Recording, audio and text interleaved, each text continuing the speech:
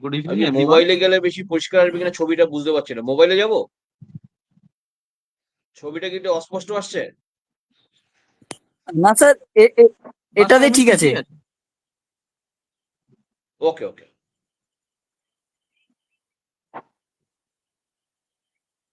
শুরু করো। Good evening everyone. আজকে রাষ্ট্রবিজ্ঞান চর্চা কেন্দ্রের একটা স্পেশাল লেকচার। রাষ্ট্রবিজ্ঞান চর্চা কেন্দ্রের আজকের এই আলোচনার যে বিষয়টি রয়েছে সেটি খুবই রিসেন্ট একটি ঘটনা নিয়ে, সেটা আমাদের আজকে যিনি আলোচক রয়েছেন তিনি আলোচনা করবেন। সে বিষয়টি হলো students movement or radical groups led conspiracy assessing the recent political transition in Bangladesh। এই বিষয়ে আজকে আলোচনা করবেন আমাদের মুখ্য আলোচক doctor Debashis Nandi, associate professor, department of political science, Kazi Nazrul university. এছাড়াও স্যারের আরো অনেক ধরনেরই পরিচয় রয়েছে। স্যার দেশ বিদেশে বহু বিশ্ববিদ্যালয়ের স্পেশাল লেকচার, ইনভাইটি লেকচার সহ প্রায় আমরা দেখি প্রতি মাসেই স্যারের বিভিন্ন ধরনের জার্নাল বা বই প্রকাশিত হয়। মানে অসংখ্য রয়েছে আর কি, যেগুলো এখন বলতে গেলে অনেকটা সময় চলে যাবে। তো স্যারের কাছে মার্জনা চেয়ে নিচ্ছি। আমি স্যারকে অনুরোধ জানাচ্ছি যে আজকের এই আলোচনাটি শুরু করার জন্য। ধন্যবাদ। ধন্যবাদ প্রকাশ, সমীরণ এবং সমস্ত টিমকে। প্রকাশ, সমীরণ এবং সমস্ত রাষ্ট্রবিজ্ঞান চর্চার সমগ্র টিমকে আমার শুভেচ্ছা, ধন্যবাদ। এবং যারা শুনছেন আজ অনুষ্ঠান, সকলকে শুভ সন্ধ্যা। আহ, আজ যে টপিক নিয়ে আমি বলবো অনেকদিন আগে বলার কথা ছিল, গত মাসে কিন্তু কোনো একটি কারণে আমার ডিপার্টমেন্টের হেডের আকস্মিক প্রয়াণে আমি অনেকদিন কনসেন্ট্রেট করতে পারিনি কিছু কাজে। তো আমি প্রকাশকে বলেছিলাম এটা ডেফার করতে। তো আজ সময় হয়েছে, তো আমি এ বিষয়টি বলবো। এ বিষয় নিয়ে আমি প্রথম বলেছিলাম একটা মিশরের টিভি চ্যানেল আল কোয়েরা টিভিতে মাস দেড়েক আগে। তারপর আরেকটা পার্সপেক্টিভ থেকে সেন্ট্রাল ইউনিভার্সিটি অফ ঝাড়খণ্ডেও বলেছি। তো আজ একটা নতুন পার্সপেক্টিভ থেকে বলবো। আমি চেষ্টা করব যে বাংলাদেশের যে ছাত্র আন্দোলন, এটা কি আমি ইংলিশে বলবো, বাংলায় না বাইলিঙ্গুয়াল, কোনটা বলে সুবিধা হয়?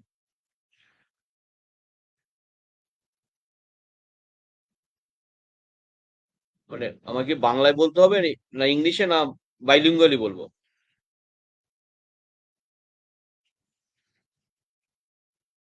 কোন ভাষায় বলবো আমি?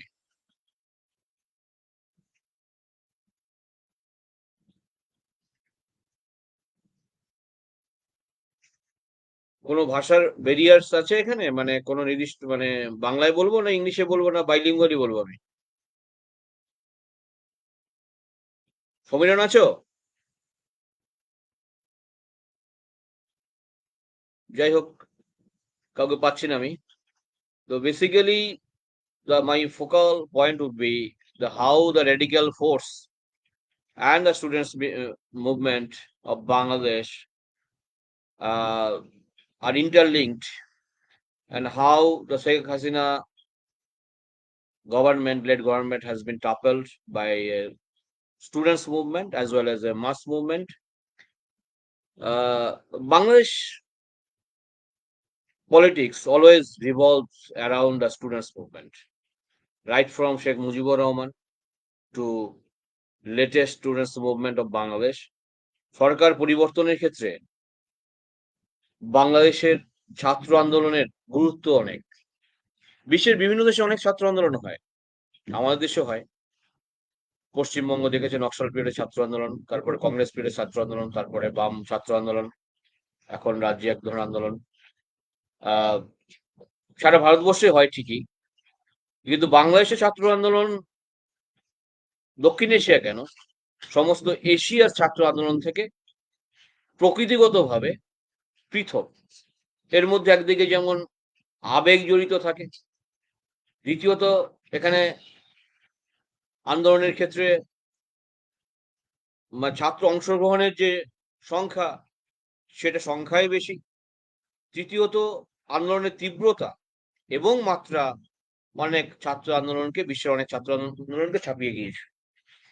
আজ যে বাংলাদেশ একটি স্বাধীন দেশ, যেটা আত্মপ্রকাশ করেছিল 1971 সালে, তারও অনেক আগে যদি আমরা চলে যাই, যখন বাংলাদেশ পশ্চিম পাকিস্তানের পার্ট ছিল এবং বাংলাদেশ ছিল একটি Province, east Pakistan, eastern wings ছিল পাকিস্তানের। এখন সেই ইস্টার্ন উইংসে যখন ছিলেন, তখন যে ছাত্র রাজনীতি ছিল এবং সেই ছাত্র রাজনীতি পরবর্তীকালে গণ অভ্যুত্থানে পরিণত হয়েছে, তারপরে স্বাধীনতা আন্দোলনে পরিণত হয়েছে। সেই ব্যাকগ্রাউন্ডে না আলোচনা করলে আজ আমরা বাংলাদেশের ছাত্র রাজনীতির গতির প্রকৃতি বুঝতে পারবো না, যেটা জন্য শেখ হাসিনা ক্ষমতা থেকে চলে গেলেন। তো শেখ মুজিবুর রহমান, যিনি জাতির জনক বাংলাদেশের, তিনি ছাত্র জীবনের প্রথম দিকে মুসলিম লীগ করতেন, পরবর্তীকালে আওয়ামী লীগ দল গঠন করেন এবং তিনি ছাত্র রাজনীতির সাথে জড়িত ছিলেন মুসলিম লীগের সময় থেকেই। কলকাতার মৌলানা আবুল কালাম আজাদে পড়তেন, তার যেই ঘরে থাকতেন সেই ঘরটি এখনো সংরক্ষিত রয়েছে।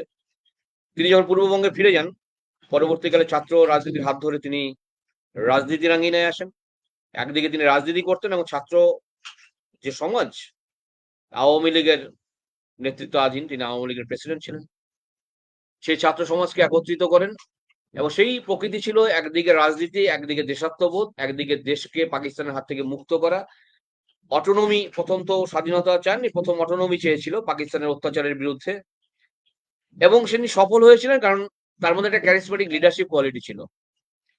তো মুজিবুর রহমানের যে ক্যারিসমেটিক কোয়ালিটি লিডারশিপ, সেটা পরবর্তীকালে যেটা হয়েছে যে বাংলাদেশের জনসমাজকে তিনি বোঝাতে সমস্ত হয়েছেন যে বাংলাদেশকে পশ্চিম পাকিস্তানের অ্যাডমিনিস্ট্রেটররা একটি কলোনি হিসেবে দেখে। অর্থনৈতিক দুর্দশা বাংলাদেশে ছিল, যোগাযোগ ব্যবস্থার অনগ্রসরতা, চাকরির অপ্রতুলতা এবং যে রাজস্ব আদায় হতো পাট ভিত্তিক, গোল্ডেন ফাইবার অফ বাংলাদেশ বলা হয় সেটাকে, পাটকে, আদমজি জুট মিল ছিল, সেখান থেকে যা রপ্তানি হতো সেই রপ্তানির টাকা দিয়ে পশ্চিম পাকিস্তান উন্নয়ন হতো, পূর্ব পাকিস্তানে ইলেকট্রিফিকেশন হতো না, সেখানে রাস্তাঘাট উন্নয়ন ছিল না, টেলিকমিউনিকেশন অবস্থা খারাপ ছিল, চাকরি বাকরি ছিল না এবং যা ফরেন এড আসতো সেই ফরেন এডের বেশিরভাগ টাকা দিয়েই, সাহায্য দিয়ে পশ্চিম পাকিস্তানের উন্নয়ন ঘটতো, পূর্ব পাকিস্তানের ঘটতো না। মুজিবুর রহমান এটা ছাত্র সমাজের মধ্য দিয়ে সেটা বোঝাতে সমর্থন হয়েছিল বৃহত্তর জনসমাজকে, পূর্ব পাকিস্তানের জনসমাজকে, এবং তার জন্য তিনি আস্তে আস্তে ছাত্র নেতা থেকে মাস লিডারে পরিণত হন। এবং যদি 52 ভাষা আন্দোলন দেখি, তখন উর্দু যখন চাপিয়ে দেওয়া হয়েছিল, সেই আন্দোলনে আমরা বুঝতে হলে বুঝতে, সেই সময়কার ছাত্র আন্দোলন আর এখনকার ছাত্র আন্দোলনের মধ্যে পার্থক্যটা কোথায়।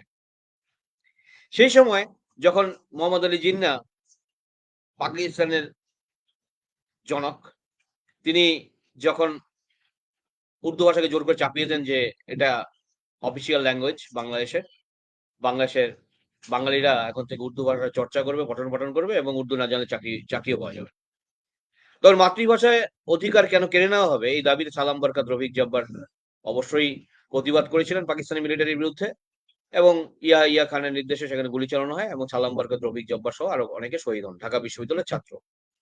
তাদের আন্দোলনে কিন্তু প্রগতিশীলতা ছিল, অর্থাৎ দেশকে মুক্ত করার জন্য, পরাধীনতা শৃঙ্খলতে মুক্ত করার জন্য সেখানে কিন্তু কোনো কমিউনিয়াল কোনো এলিমেন্ট সেখানে ছিল না এবং সেখানে ধর্ম অপেক্ষা এথনিসিটি এবং লিঙ্গুইস্টিক যে ফ্যাক্টর সেটা গুরুত্বপূর্ণ ভূমিকা পালন করেছিল। অর্থাৎ ন্যাশনালিজম বাংলাদেশে যেটা দেখতে পাচ্ছি, বিশ্বের অন্যতম একমাত্র দেশ যেখানে ভাষার ভিত্তিতে রাষ্ট্র গঠন হয়েছিল, জাতি গঠন প্রক্রিয়া, যে ন্যাশনালিস্টিক যে বাংলাদেশের স্পিরিট, সেখানে ছাত্র সমাজের একটা গুরুত্বপূর্ণ ভূমিকা ছিল, সেটাকে কোনোভাবে অস্বীকার করা যায়। সেটা পরবর্তী বহু বছর ধরে বাংলাদেশের পরবর্তী ছাত্র সমাজ সেটাকে শ্রদ্ধার সাথে দেখেছে। এখনো 21শে ফেব্রুয়ারি দিবসটি পালিত হয় শ্রদ্ধার সঙ্গে। অর্থাৎ সেখানে তারা তো হ্যাপি থাকতে পারতো। পশ্চিম পাকিস্তানের বেশিরভাগ মুসলিম, পূর্ব পাকিস্তানে তখন 80% উপর মুসলিম, তারা তো উর্দু ভাষাকে নিয়ে আনন্দই থাকতে পারতো ইসলামিক ধর্মীয় ভাবাবেগের ভিত্তিতে, কিন্তু সেটা হয়নি সেখানে, কারণ সেখানে এথনিসিটি এবং ভাষা এই দুটো গুরুত্বপূর্ণ ভূমিকা পালন করেছিল। পরবর্তীকালে এই পাকিস্তানের বিরুদ্ধে আন্দোলন চলতে থাকে। মুজিবুর রহমান এক সময় প্রাদেশিক নেতা হন এবং তিনি সেখানে দেখা যাচ্ছে সেই একদিকে তিনি নেতা, আওয়ামী লীগের নেতা, আরেকদিকে কিন্তু ছাত্র রাজনীতিটাকে তিনি নিয়ে চলেছেন এবং ছাত্র লীগ যেটা গঠন করেছেন, অর্থাৎ আওয়ামী লীগের ছত্রছায়ায় যে ছাত্র সংগঠন সেটি, তার মাধ্যমে তিনি মাস কানেকশন করতেন, অর্থাৎ জনগণের সাথে যোগাযোগ রাখতেন। এবং ৬৮ সালে তিনি 6 পয়েন্টস দাবির মাধ্যমে তিনি অর্থাৎ ৬ষ্ঠ দফা দাবি তিনি জানিয়েছিলেন পশ্চিম পাকিস্তানের সরকারের কাছে যে আমাদের অটোনমি দেওয়া হোক, আমাদের স্বাধিকার আরো দেওয়া হোক, আমাদের উন্নয়ন করা হোক, আমাদের ভাষার অধিকার দেওয়া হোক এবং দমন পীড়ন বন্ধ করা হোক, এরকম ৬টি দাবি। এবং ওই সময় 69-এ 68 থেকে 69-এ প্রচুর সংখ্যক স্ট্রাইক হয় বাংলাদেশে, পরাধীন পূর্ব পাকিস্তানে। আসাদুজ্জামান বলে একজন ছাত্রনেতার মৃত্যু হয়। সেখানে কে কেন্দ্র করে প্রচুর গোলাগুলি হয়, সেখানে অনেকে গ্রেপ্তার হয়, রাজনৈতিক অস্থিরতা ছড়ায় এবং 69-এ গণ অভ্যুত্থান ঘটে বাংলাদেশে, সার্বিক গণ অভ্যুত্থান। এবং পাকিস্তান সরকার একটা ভয় পেয়ে গিয়েছিল, অর্থাৎ তারা মনে করেছিল পাকিস্তান অ্যাডমিনিস্ট্রেটররা এবং মিলিটারি যে তাদের হয়তো দেশ ছাড়তে হবে। তখন তারা বুঝতে গেলেন দেশ হয়তো ছাড়তে হতে পারে, কিন্তু বাংলাদেশে মানে মাস মুভমেন্টের দিকে যাচ্ছে মুজিবুর রহমানের নেতৃত্বে। এবং ৭১-এ তো ১৬ই মার্চ স্বাধীনতা যুদ্ধের ঘোষণাই করে দিলেন মুজিবুর রহমান বাংলাদেশের ঢাকা শহর থেকে, সরোয়ার্দী ময়দান থেকে। এবং সেখানে এই মাস মুভমেন্টে তারা যে আবেগ, তারা নেতা, জাতীয় নেতা হিসেবে মুজিবুর রহমানকে মেনে নিলেন। ছাত্রদের একটা গুরুত্বপূর্ণ ভূমিকা তো অবশ্যই ছিল এবং সেই আবেগের মাধ্যমে তারা অস্ত্র ছাড়াই কিভাবে স্বাধীনতা যুদ্ধে এগুলেন আমরা সকলেই জানি। এবং ৯ মাসের যুদ্ধে ৩০ লক্ষ লোকের প্রাণহানি ঘটে, বহু নারীর সম্মানহানি ঘটে, তারা ধর্ষিত হন, অনেকে বাড়িঘর জ্বালিয়ে দেওয়া হয়। সংখ্যালঘুদের একটা millions of minority people were force to free from Bangladesh to East Pakistan to India. এবং তারা ত্রিপুরা, অসম, পশ্চিমবঙ্গ, আন্দামান, দণ্ডকারণ অনেক জায়গায় সেটেল হন। দেশভাগের ক্ষত তো ছিল 47-এ, আবার ৭১-এ যে ক্ষত, সেই ক্ষতর সাথে স্টুডেন্টস ইউনিয়নের মুভমেন্ট কি, র্যাডিক্যাল ফোর্সের মুভমেন্ট কি, আমরা একটু পরেই বুঝতে পারবো। এটা প্রথম পর্ব আমি শেষ করলাম। এবার দেশ তো স্বাধীন হলো, মুজিবুর রহমানকে নিয়ে গেল করাচিতে এবং তাকে অনেক অত্যাচার করা হলো, তাকে দিয়ে আদায় করার চেষ্টা করা হলো যে তুমি বলো যে বাংলাদেশের স্বাধীনতা চাই না, আমরা বাংলাদেশ পরাধীন রাষ্ট্র হিসাবে থাকতে চাই, পশ্চিম পূর্ব পাকিস্তান। তাকে অনেক অত্যাচার করেছে, কিন্তু বলছে না আমাকে মেরে দাও, কিন্তু আমি স্বাধীন বাংলাদেশ চাই। যাই হোক, ভারতের সহায়তা স্বাধীনতা পেল। এখন সেই বাংলাদেশের যে স্বাধীনতা যুদ্ধ হলো, এখান থেকে আসল মানে রহস্যটা শুরু হলো। সেটা হচ্ছে যারা পাকিস্তানের অ্যাডমিনিস্ট্রেটর ছিলেন, মিলিটারিতে ছিলেন, তাদের একটা বড় অংশ তারা তো লোকাল ভাষা জানতেন না, বাংলা ভাষা জানতেন না। তাদের গুপ্তচর বৃত্তির জন্য, লোকাল ইনফরমেশনের জন্য তাদের লোকাল কিছু লোক, তাদের অনুপন্থী মানুষজন দরকার ছিল। তারা কেউ কেউ ছিলেন বাঙালি, কিন্তু প্রো পাকিস্তানি, তারা বাংলাদেশ স্বাধীনতা যুদ্ধের পক্ষে ছিলেন না। তাদেরকে ইউজুয়ালি ডেরোগেটিভলি একটা টার্মিনোলজি ইউজ করা হয়, সেটা হচ্ছে রাজাকার। বেসিক্যালি এটা ভলান্টিয়ার বলা হয়, কিন্তু রাজাকার যেটা মিনিং বাংলাদেশের লোকের সাথে মিশলে বা বাংলাদেশে গেলে বুঝতে পারবেন, বিভিন্ন লেখাপত্র বললে, বদরুদ্দিন ওমর বা এদের লেখাপত্র বুঝলে বুঝতে পারবেন যে মোল্লাদের জঙ্গি তৎপরতা তখন থেকে শুরু হয়েছে। অর্থাৎ বাংলাদেশে, অর্থাৎ এই রাজাকাররা ইনফরমার হিসাবে শুধু কাজ করতেন না, এবং বাঙালি নারীদের ধর্ষণ করতেন, তারা টাকার বিনিময়ে লুটপাট করতেন সংখ্যালঘুদের বাড়িতে, এবং তাদের পুরস্কৃত করতো পাকিস্তানের মিলিটারি এবং পুলিশ। এবং আরেকটা অংশ ছিল উর্দু ভাষাভাষী, যারা দেশভাগের সময় বিহার বা এই সমস্ত অঞ্চল থেকে বাংলাদেশে সেটেল করেছিলেন। তারা বাংলাদেশের ঢাকার মিরপুর, মোহাম্মদপুর এই সমস্ত অঞ্চলে বেশি থাকেন। এছাড়াও কিছু অংশ চিটাগাং বা অন্যান্য এলাকায় অল্প কিছু রয়েছে। তারা যদিও বাংলাদেশে এখনো নাগরিকত্ব পাননি স্বাধীনতার এত বছর পরে, সেটা অনেক বড় কাহিনী। এদের একটা যোগসাজশে দেখা যাচ্ছে বাংলাদেশের যে এই যারা রাজাকার, এদের একটা বড় অংশ পাকিস্তানের সাথে সম্পর্ক স্বাধীনতার পরেও মেনটেন করতো। স্বাধীনতার পরেও তারা বাংলাদেশের যে স্বাধীন হওয়াটাকে তারা মেনে নিতে পারেননি। They are happy with the East Pakistani administration. এবার পরবর্তীকালে তাদের যে লিয়েজও মেনটেন করতেন পাকিস্তানের সাথে, মিডল ইস্টের সাথে, একটা র্যাডিক্যাল ফোর্স বাংলাদেশে কিন্তু ওই রাজাকার যে নেতা, যাকে ফাঁসিতে ঝুলিয়ে দেওয়া হয়েছে কয়েক বছর আগে বাংলাদেশে, তিনি, এবং তারও আগে বাংলাদেশে এই যে ইসলামাইজেশন যে প্রক্রিয়া, সেটাকে শুরু করেছিলেন বাংলাদেশে শুধু নয়, এন্টায়ার পাকিস্তানে, ওয়েস্টার্ন ব্লক এবং ইস্টার্ন ব্লকে। সেটা হচ্ছে মানে পাকিস্তানে মানে যে পুরো ইসলামীকরণ প্রক্রিয়া আব্দুল আল্লাহ মওদুদী শুরু করেছিলেন এবং তাদেরই ভাবধারায় পরবর্তীকালে জামাত ইসলাম দলটি গঠিত হয়েছিল এবং আহ মুজিবুর রহমান যখন দায়িত্বভার নিলেন স্বাধীন বাংলাদেশে, তখন বাংলাদেশ একটি কি বলে এমপি বাস্কেট বলতো বাংলাদেশকে, কিছুই ছিল না সেখানে। একটা একদিকে যুদ্ধ বিধ্বস্ত দেশ, তার না আছে টাকা পয়সা, না আছে ফুড সিকিউরিটি, সব ব্রিজ থেকে শুরু রাস্তাঘাট সব ধ্বংসলীলায় পরিণত হয়েছিল পাকিস্তানি সেনানীদের বোম্বিং এ, শেলিং এ, কিছুই ছিল না।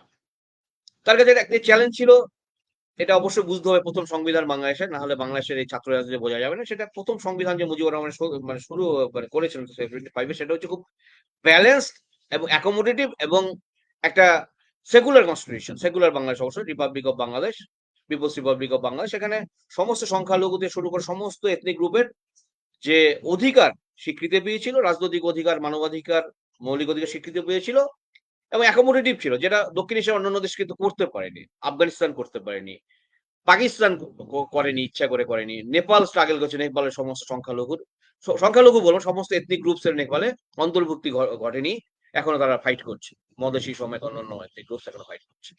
বাংলাদেশে কিন্তু মুজিবুর রহমানকে সেই দায় করা যাবে না। ইভেন চাকমাদের অধিকার তিনি সুনিশ্চিত করেছিলেন। চাকমা, মুরগ, মগ, যদিও আমরা বলি বাংলাদেশের ন্যাশনালিজমকে যে একটা মনো এথনিক মনোলিঙ্গুয়াল ন্যাশনালিজম, যেটা দক্ষিণ এশিয়া মালদ্বীপসে রয়েছে, আর কোনো দেশে নেই। মনোলিঙ্গ, মালদ্বীপসে একটি ভাষা, সেটা দ্বিভেয়ী ভাষা, একটি রিলিজিয়ান সেটা ইসলাম, এবং সেখানে এথনিসিটি, এথনিক গ্রুপ একই। বাংলাদেশে কিন্তু তারপরেও মেজরিটি বেঙ্গলি হলেও অন্তত 1-2-3% এরকম মগ, মুরং, আদিবাসী যারা রয়েছেন, জনজাতি, মগ, মুরং, চাকমা তারা রয়েছেন চিটাগাং হিল ট্র্যাক, বান্দরবন, খাগড়াছড়ি এই সমস্ত জায়গায়, এবং ময়মনসিংহ ডিস্ট্রিক্টের গারো পাহাড়ের পাদদেশে, যেটা মানে যেটা আমাদের এখানকার গারো পাহাড়, তার পাদদেশে ময়মনসিংহ ডিস্ট্রিক্ট, ওখানে কিছু আছে। এছাড়া কিন্তু অ্যাকোমোডেটিভ পলিসি নিয়েছিলেন এবং সেখানে সেকুলারিজম ছিল, সেখানে কিন্তু যে যা ধর্ম সঠিক পালন করতে পারতো এবং সেকুলারিজম একটা বড় কিন্তু অ্যাপ্লিকেশন ছিল বাংলাদেশে, এখনো রয়েছে। সেটা হচ্ছে প্রতিটি স্কুল, কলেজ, বিশ্ববিদ্যালয়ে যখন কোনো অনুষ্ঠান শুরু হয়, স্কুলের ছাত্র পিটি করে, তার আগে প্রথমে শপথ বাক্য পাঠ হয়, জাতীয় সঙ্গীত হয়, রবীন্দ্রসঙ্গীতের জাতীয় সঙ্গীত হয়, রবীন্দ্র মানে আমার সোনার বাংলা, তারপরে হয় শপথ বাক্য পাঠ, তারপরে কোরআন তেলাওয়াত থেকে পাঠ করা হয়, গীতা পাঠ করা হয়, ত্রিপিটক, যদি বৌদ্ধ ধর্মের মানে কোনো শিক্ষক বা ছাত্র থাকেন সেখানে, এবং বাইবেল থেকে পাঠ করা হয়, এখনো করা হয়। বিটিভি, বাংলাদেশ টিভির কোন অনুষ্ঠান শুরুর প্রথমে অধিবেশন ওরকম করা হতো, জানি না এখন করা হয় কিনা, এরকম করা হয়। আপনি ইউটিউবে দেখলে আপনারা বুঝতে পারবেন, এরকম কোরআন শরীফ, ত্রিপিটক, বাইবেল, গীতা এগুলো পাঠ করা হয়। অর্থাৎ সেকুলারিজম কিন্তু প্র্যাকটিসে করা হতো বাংলাদেশে। কিন্তু unfortunately after the assassination of Sheikh Mujibur Rahman, সপরিবারে তাকে মারার চেষ্টা করে, বিশাল চক্রান্ত, তখন ওই যে পাকিস্তানের প্রো পাকিস্তানি যে লবিটা সামরিক বাহিনীতে ছিল, কারণ সামরিক বাহিনীর সদস্য তো পাকিস্তানি সেনাবাহিনী ছিল, তাদের গোটা অংশটা দেশভাগের পর বাংলাদেশের সেনাবাহিনীর তকমা পেয়েছে, কিন্তু তারা পাকিস্তানি সেনাবাহিনীতে ছিল, কিন্তু তারা সকলে হ্যাপি ছিল না বাংলাদেশ স্বাধীনতা যুদ্ধের সময়। তাদের একটা বড় অংশ মুজিবুরের বিরোধী ছিলেন, যারা মুজিবুর রহমানকে দেশ নেতা হিসেবে মানেন না, তার আইডিওলজি মানেন না, সেই অংশটি কিন্তু পাকিস্তান সরকারের সাথে যোগাযোগ মেনটেন করেছে। আমেরিকার একটা ভূমিকা অনেকে বলেন ছিল, যেহেতু আমেরিকা বাংলাদেশের স্বাধীনতা যুদ্ধের বিরোধিতা করেছিল, পাকিস্তানের পক্ষ নিয়েছিল। সেই সময় মুজিবুর রহমানের মৃত্যুর পরে বাংলাদেশ একটা অন্ধকার স্টেজে প্রবেশ করে এবং বাংলাদেশের যে ছাত্রলীগ, যেটা ছাত্রলীগ যেটা আওয়ামী লীগের অনুপন্থী ছাত্র লীগ, তারাও একটা ম্রিয়মাণ হয়ে পড়ে, তারা নেতৃত্ব হারাতে শুরু করে। মুজিবুর রহমানের বিরুদ্ধে কিছু কিছু অভিযোগ ছিল, তার বড় ছেলে শেখ কামালের বিরুদ্ধে কিছু অভিযোগ ছিল, এরকম ছিল, সেটাও এটার আলোচনার বিষয় না। সেটা শান্তি বাহিনী বলে একটা বাহিনী তৈরি হয়, একটা আদার সামরিক বাহিনী বলবো না, একটা কি বলবো এটাকে, মানে যে কোনো দেশের যুদ্ধ যখন শেষ হয়, যে কোনো বিবাদ, দীর্ঘ রক্তক্ষয়ী যুদ্ধ শেষ হয়, সিভিল ওয়ার শেষ হয়, তখন সেখানে শান্তি শৃঙ্খলা বজায় থাকে না। এই শান্তি শৃঙ্খলা রক্ষা করার জন্য তারা একটা গঠন করেছিল শান্তি বাহিনী, এটা অনেকে আওয়ামী লীগ অনুপন্থী বলা যায়, কিন্তু তারা অনেক সময় শান্তি রক্ষার নামে লুটপাট করেছে, অনেককে অত্যাচার করেছে। সেটা যে বিরোধী গোষ্ঠী যে মুজিবুরের, তারা কিন্তু সে অভিযোগটা করেছে, এটা প্রমাণও রয়েছে। অর্থাৎ মুজিবুর রহমান পুরো ল অ্যান্ড অর্ডার মেনটেন করতে ব্যর্থ হয়েছে, তার বিরুদ্ধে কিছু কিছু অভিযোগ উঠেছিল। কিন্তু তিনি বাস্তববাদী ছিলেন না, মুজিবুর রহমান আবেগপ্রবণ ছিলেন, তাই সকলকে বিশ্বাস করতেন না। তিনি জানতেন তার কাছে ইনফরমেশন ছিল, তার কাছে তাকে হামলা হতে পারে, তিনি বলতেন আমি জাতির পিতা, আমাকে কি। কিন্তু যাই হোক, মুজিবুর রহমানের মৃত্যুর পরে বাংলাদেশের শূন্যতা চলে আসে, অর্থাৎ nature of the Bangladesh politics has been totally changed. এবং সেখানে দেখা যাচ্ছে যে একদিকে প্রো পাকিস্তানি এবং র্যাডিক্যাল যে ওই রাজাকার বাহিনী, যে জামাত ইসলামের নেতা, তিনি মানে ক্ষমতায় অবশ্যই আসেনি, তারা অনেকটা হ্যাপি হন এবং তাদের যে জামাত পন্থী যে ছাত্র সংগঠন বাংলাদেশের ছাত্র শিবির, ইসলামিক ছাত্র শিবির, সেটা 1977 সালে প্রতিষ্ঠিত হয়। তারপর চোরাগুপ্তা ভাবে তারা অপারেশন চালায় এবং তারা অবশ্যই তাদের মোটো থাকে একটা ইসলামিকীকরণ ঘটানো এবং ইসলামিক যে শরিয়া আইন সেগুলোকে পরবর্তীকালে বাস্তবায়ন ঘটানো। তারা এই যে মাদ্রাসা, বেশি সংখ্যক মাদ্রাসা বাংলাদেশের অবৈধ মাদ্রাসা বেশিরভাগই প্রতিষ্ঠিত হতো। আমাদের পশ্চিমবঙ্গের মতো বৈধ মাদ্রাসা বা যেখানে যেখানে একটা আধুনিক শিক্ষা দেওয়া হয়, এখানে ওয়েস্ট বেঙ্গল সরকার সেখানে তাদেরকে স্যালারি দেন এবং যে পঠন পাঠন অনেক আধুনিক, ম্যাথামেটিক্সও শেখে, ইংলিশও শেখে, ফিজিক্সও শেখে, সেরকম নয় বেশিরভাগ মাদ্রাসা সেখানে। কিন্তু সেই মাদ্রাসায় শিক্ষার কোনো অন্যায় কিছু নয়, টোলে শিক্ষাও কোনো অন্যায় কিছু নয়, কিন্তু সেখানে যদি একটা বিদ্বেষ ছড়ানো হয় যে পাকিস্তানি যে কায়দায় মাদ্রাসাগুলো চালানো হয় সেই কায়দায় বাংলাদেশে ইসলামিকীকরণ ঘটাতে থাকলেও পাকিস্তানের আইএসআই, পাকিস্তান ফান্ডিং করার মতো অবস্থা নেই, পাকিস্তান নিজেই গরিব দেশ, কিন্তু আইডিওলজিটিকে ইনজেক্ট করতে থাকে এবং মধ্যপ্রাচ্যের কিছু দেশ সে কাছ থেকে ফান্ডিং করতে থাকে। এবং বাংলাদেশে যেটা হাওলা ব্যবস্থা, ইসলামের বিরোধী, মানে ইসলামের বিরোধী হাওলা, সুদের ব্যবসাও বিরোধী, ইসলামের বিরোধী এবং হাওলাও বিরোধী। এই হাওলার মাধ্যমে এবং হুন্ডির মাধ্যমে টাকা আসতে থাকে র্যাডিক্যাল ফোর্সের কাছে এবং তারা কিন্তু গোপনে তাদের নেটওয়ার্ক চালাতে থাকে। কিন্তু জামাত ইসলাম কখনোই বাংলাদেশ স্বাধীনতার পরে পার্লামেন্টে 3 থেকে 4টে কি 5টার বেশি সিট কখনো পায়নি। পরবর্তীকালে বাংলাদেশের রাজনীতিতে আমরা দেখতে পাই কি 4টে রাজনৈতিক দল, 3টে রাজনৈতিক দল প্রধান, একটা হচ্ছে আওয়ামী লীগ, একটি হচ্ছে পরবর্তীকালে শেখ হাসিনা তার নেতৃত্ব দিয়েছিলেন, বিএনপি, বিএনপি হচ্ছে বাংলাদেশ ন্যাশনালিস্ট পার্টি, সেটা হচ্ছে জিয়াউর রহমান প্রতিষ্ঠা করেছিলেন, সামরিক প্রধান, পরবর্তীতে তার স্ত্রী বেগম খালেদা জিয়া, এবং আরেকটা হচ্ছে বাংলাদেশের জাতীয় পার্টি, সেটা হচ্ছে হোসেন মোহাম্মদ এরশাদ, আরেক সামরিক শাসক, তিনি প্রতিষ্ঠা করেছিলেন। এবার এখান থেকে আমরা এই 3 যে প্রধান দল, জাস্ট মাস দুয়েক আগে আমার ইকোনমিক অ্যান্ড পলিটিক্যাল উইকলিতে একটা লেখা বেরিয়েছিল, the culture of political violence and culture of just revenge, এরকম একটা লেখা, যে সেখানে আমি দেখাতে চেয়েছি যে বাংলাদেশের যে পলিটিক্যাল কালচার এটার সাথে ওতপ্রোতভাবে জড়িয়ে আছে, যে মানে রাজনৈতিক যে হিংসা এটা যেমন রয়েছে, এবং তারা বিভিন্ন রাজনৈতিক দলগুলো মেকানিজম ছাত্র সমাজকে ব্যবহার করে এসছে হিংসা ছড়ানোর জন্য, এবং প্রতিহিংসা, একটা রেজিম চলে গেলে তাদেরকে জেলে ঢুকিয়ে দেওয়া, আবার রেজিম চলে এলে তাদের জেল থেকে বের করে দেওয়া, এবং সেখানে ছাত্রদের একটা গুরুত্বপূর্ণ ভূমিকা থাকবে। অর্থাৎ 52 যে ছাত্র আন্দোলন ছিল সেই আন্দোলনের সাথে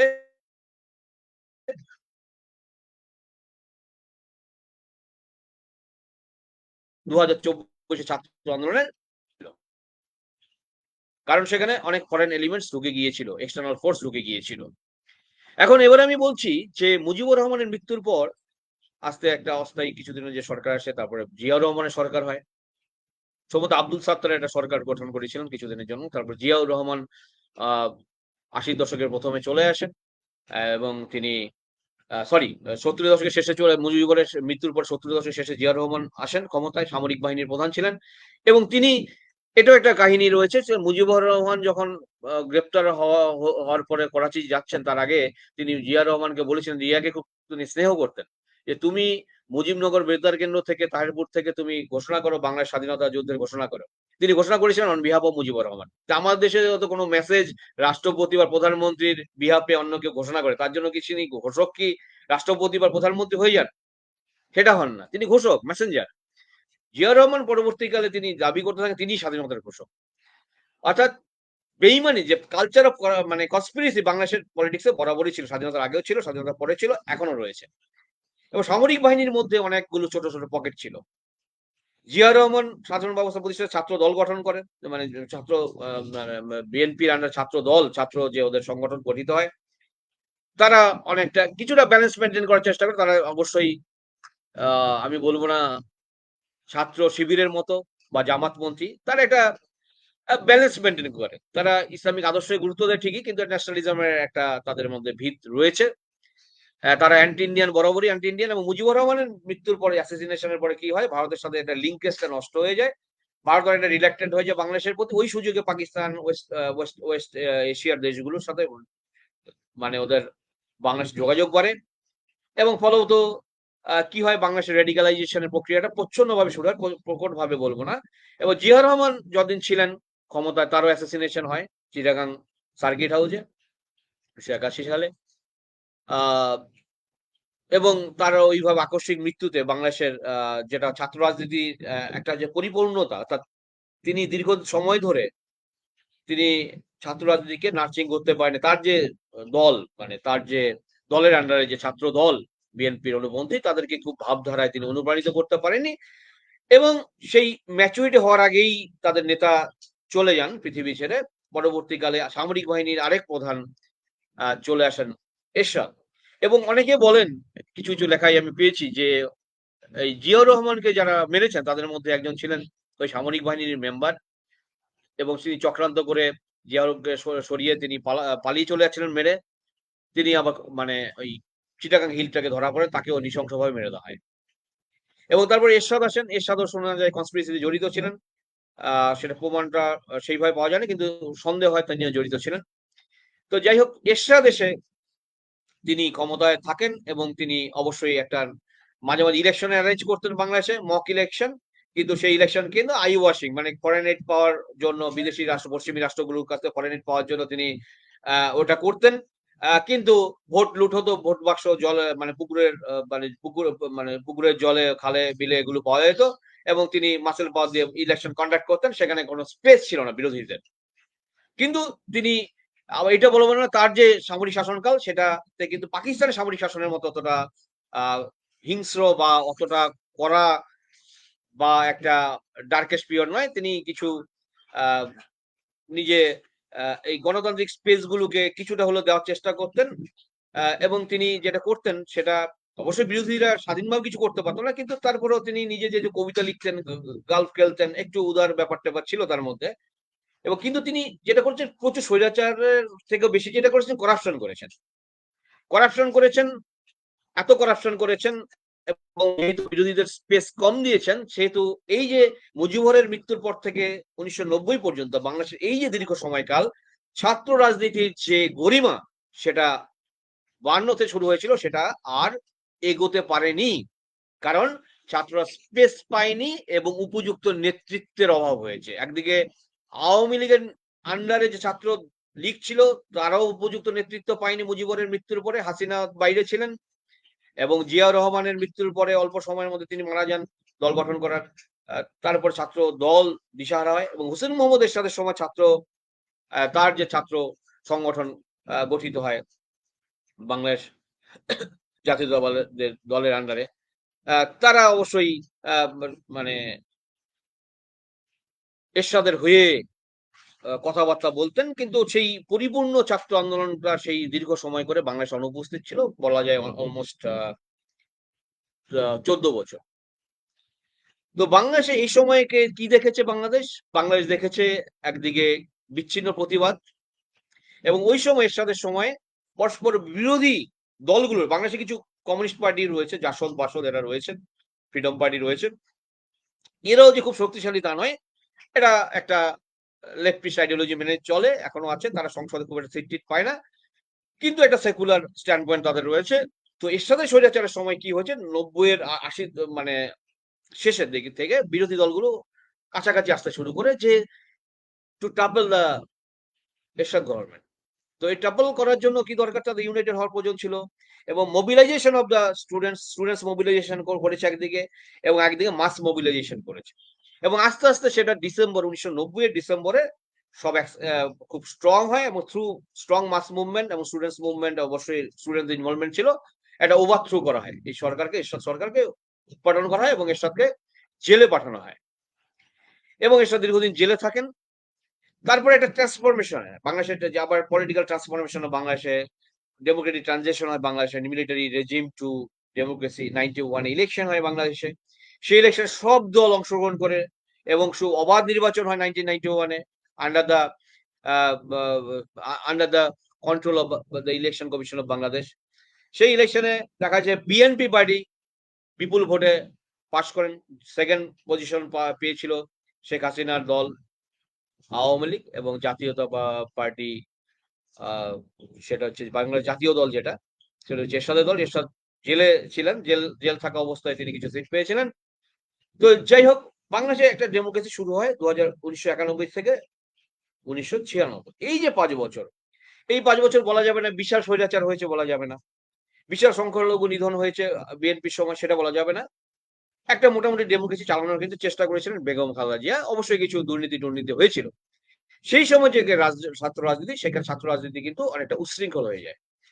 দীর্ঘদিন তাদের যে প্রকৃত ছাত্র রাজনীতির যে শিক্ষা, তাদের যে আইডিওলজি, তাদের যে কিছু প্রিন্সিপাল, সেই প্রিন্সিপালটা কিন্তু রিফ্লেক্টেড হয় না এবং অনিয়ন্ত্রিত হয়ে যায়। অর্থাৎ দলের নিয়ন্ত্রণে ছিল না এবং বড় বড় ছাত্র নেতারা খুব হাইফাই লাইফ লিড করতো তারা এবং ক্ষমতা অপব্যবহার করতো, তোলা তুলতো তারা বিভিন্ন জায়গা থেকে। কলেজের জিএস, ইউনিভার্সিটি জিএস বা ভিপি তাদের তো একটা এমপির সমান ব্যাপার-ট্যাপার আরকি। তো সেখানে এইটা সাধারণ মানুষ এটা ভালোভাবে নেয়নি। বিভিন্ন কলেজ বিশ্ববিদ্যালয়ে অত্যাচার হয়েছে। আর বাংলাদেশে ছাত্র রাজনীতি বুঝতে গেলে বলতে হবে বিভিন্ন হল, যেটা আমরা আমাদের দেশে আমরা বলি হস্টেল, ওরা হল বলে। তো ওই হলের দখল কারা নেবে, সেখানে কারা নেতৃস্থানীয় হবে। আমাদের দেশেও পলিটিক্স রয়েছে, অবশ্যই রয়েছে। সেটা জেএনইউ থেকে শুরু করে আমাদের রাজ্য বিশ্ববিদ্যালয়গুলোতে রয়েছে। কিন্তু সেখানে যেই পরিমাণ হিংসে হয় বা যেই পরিমাণ আমাদের সাধারণ র্যাগিং গুলো হয় সেটা আলাদা। কিন্তু পলিটিক্যাল যে র্যাগিং সেখানে মারাত্মকভাবে হয়। ছাত্র রুম কারা পাবে, পলিটিক্যালি কনসিডারেশন করা, সেখানে রুম দখল করা এবং সেখান থেকে নেতৃত্ব দেওয়া, সরকার শাসক দলের নজরে থাকলেও শাসক দল তাদেরকে প্রশ্রয় দেয় এবং এই কালচারটা ছিল। আবার 96 ইলেকশনে বিএনপি হেরে যায়। শেখ হাসিনা নেতৃত্বাধীন আওয়ামী লীগ সরকার ক্ষমতা আসে এবং তাদের আন্ডারে যে ছাত্র লীগ, তারাও কিন্তু অবশ্য জাতীয়তাবাদী ভাবধারার কথা বলে, দেশাত্মবোধের কথা বলে, সামনে মুজিবরকে সামনে রেখে তারা এগিয়ে যেতে চায়। কিন্তু শেখ মুজিবরের জেনারেশনের পলিটিক্স আর 1990 দশকের শেষ ভাগের যে ছাত্র রাজনীতি সে এক নয়। সেখানে একটা স্বাধীন দেশ, তারা অনেক কিছু পেয়ে গেছে অলরেডি। অর্থাৎ তাদের স্যাক্রিফাইসের মানসিকতা থেকে যারা চলে আসে, তারা কিন্তু নিজেদের আখের গোছানোর চেষ্টা করে। অর্থাৎ সেখানে কোয়ালিটিভ বিশাল কিছু চেঞ্জ ছিল না, যে the Notion of the and the movement of the BNP led students union, students wings and the Sheikh Hasina led students wings, এদের মানে কোয়ালিটিভ কিছু চেঞ্জ ছিল না। তারাও বিভিন্ন তোল আদায় করতে থাকে, ক্ষমতার অপব্যবহার করে, তারা লোককে ধমক দিতে থাকে এবং এলাহি লাইফ লিড করতে থাকে, টাকা আদায় করতে থাকে বিভিন্ন জায়গা থেকে। এর অভিযোগ কিন্তু ছিল। তো ওই সময় দুর্নীতির অপেক্ষাকৃত কম ছিল, সংখ্যালঘুদের অনেকটা সেফ ছিল, এটা ঠিক। কিন্তু আবার বিএনপি জামাত জোট ক্ষমতা আসে 2001 থেকে 2006। এই সময় ছিল বাংলাদেশের অন্যতম অন্ধকার ছাত্র শিবির। তাদের সাথে বিএনপির যে ছাত্র দল, তাদের একত্রীকরণ ঘটে এবং তারা কিন্তু একই রকম মানসিকতা, তাদের হঠাৎ মধ্যে র্যাডিক্যালাইজেশনটা বাংলাদেশে চূড়ান্তভাবে ঘটে যায়। আমি একটু কথা বলতে ভুলে গেলাম, আমি অ্যাড করছি। 1988 সালে বাংলাদেশে একটা কোয়ালিটিভ চেঞ্জ আছে পলিটিক্সে এবং বাংলাদেশের সংবিধানে। হুসেইন মোহাম্মদ এরশাদ, বাংলাদেশের যে সামরিক শাসক, তিনি 1988 সালে বাংলাদেশের সংবিধান সংশোধন করে বাংলাদেশকে ইসলামিক যে কথাটা ঢোকানো হয় এবং সেখানে বলা হয় যে ইসলামিক যে আইডিওলজি বাংলাদেশে থাকবে এবং বাংলাদেশের ইসলামিক ভাবধারা বাংলাদেশ চলবে এবং সেখানে একটা কোয়ালিটিভ চেঞ্জ হয়। সেই সময় থেকে যে অন্যান্য যে র্যাডিক্যাল ফোর্স বাংলাদেশে, সেটা কিন্তু তারা অফিসিয়ালি তারা রেকগনাইজড হয় এবং তারা কিন্তু বাইরে আসতে শুরু করে। তারা আন্ডারগ্রাউন্ডে ছিল, তারা অনেকটা বাইরে আসতে শুরু করে। অর্থাৎ আমরা যদি বলি র্যাডিক্যালাইজেশন শুরু হয়েছিল অবশ্য স্বাধীনতার আগের থেকে, কিছুটা জামাতের নেতার হাত ধরে মুজিবুর রহমানের মৃত্যুর পরে, কিন্তু অফিসিয়ালি শুরু হয় 88 সালের পর থেকে। তখন তো এত ইন্টারনেটের ব্যাপার ছিল না, এত মিডিয়ার প্রচার ছিল না, ফলে কে কি করছে বলা মুশকিল। এখন যে অনলাইন টাকা ট্রান্সফার হয়, যে ফান্ডিং চলে আসে বিভিন্ন হুন্ডির মাধ্যমে, তখন ম্যানুয়াল হুন্ডির ব্যবস্থা অবশ্যই ছিল, কিন্তু এতটা টাকা পয়সা তাদের হাতে ছিল না। এতটা র্যাডিক্যাল গ্রুপও বাংলাদেশে তৈরি হয়নি। মাদ্রাসা ছিল, কিছু কিছু জামাত নেতা ছিলেন, কিন্তু পরবর্তীকালে হুজি যে জঙ্গি সংগঠন জেএমবি, এদের মতো বাংলা ভাই, এদের মতো সংগঠনগুলো আস্তে আস্তে আরো 2000 সাল অনওয়ার্ডস আরো দ্রুতভাবে বৃদ্ধি পায়। অর্থাৎ একদিকে ইসলামিক যে র্যাডিক্যাল ফোর্স যেগুলো ছিল, অর্থাৎ জঙ্গি সংগঠন আমরা বলি, অনেকটা জঙ্গি সংগঠন করতে তারা আপত্তি রয়েছে। তারা বলেন না, এটা ইসলামিক আইডিওলজিকে সেটাকে প্রসার করার জন্য তারা কিছু কাজকর্ম করে। এদের সাথে পলিটিক্যাল যে মেইনস্ট্রিম পলিটিক্যাল পার্টিস এক্সেপ্ট মানে হাসিনা দল, আওয়ামী লীগের একটা কানেক্টিভিটি গড়ে ওঠে।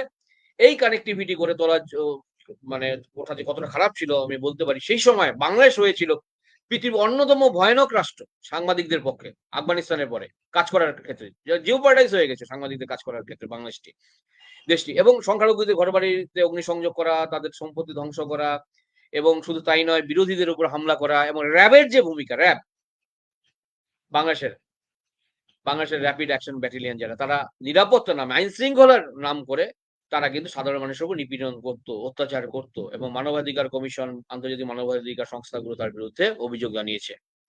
এবং বাংলাদেশ সরকার সেই সময় হাসিনা মানে খালেদা জিয়ার সরকার, খালেদা জিয়া নিজে প্রধানমন্ত্রী ছিলেন, জামাতের অন্যান্য নেতারা তাকে কিন্তু প্রশ্রয় দিয়েছিল।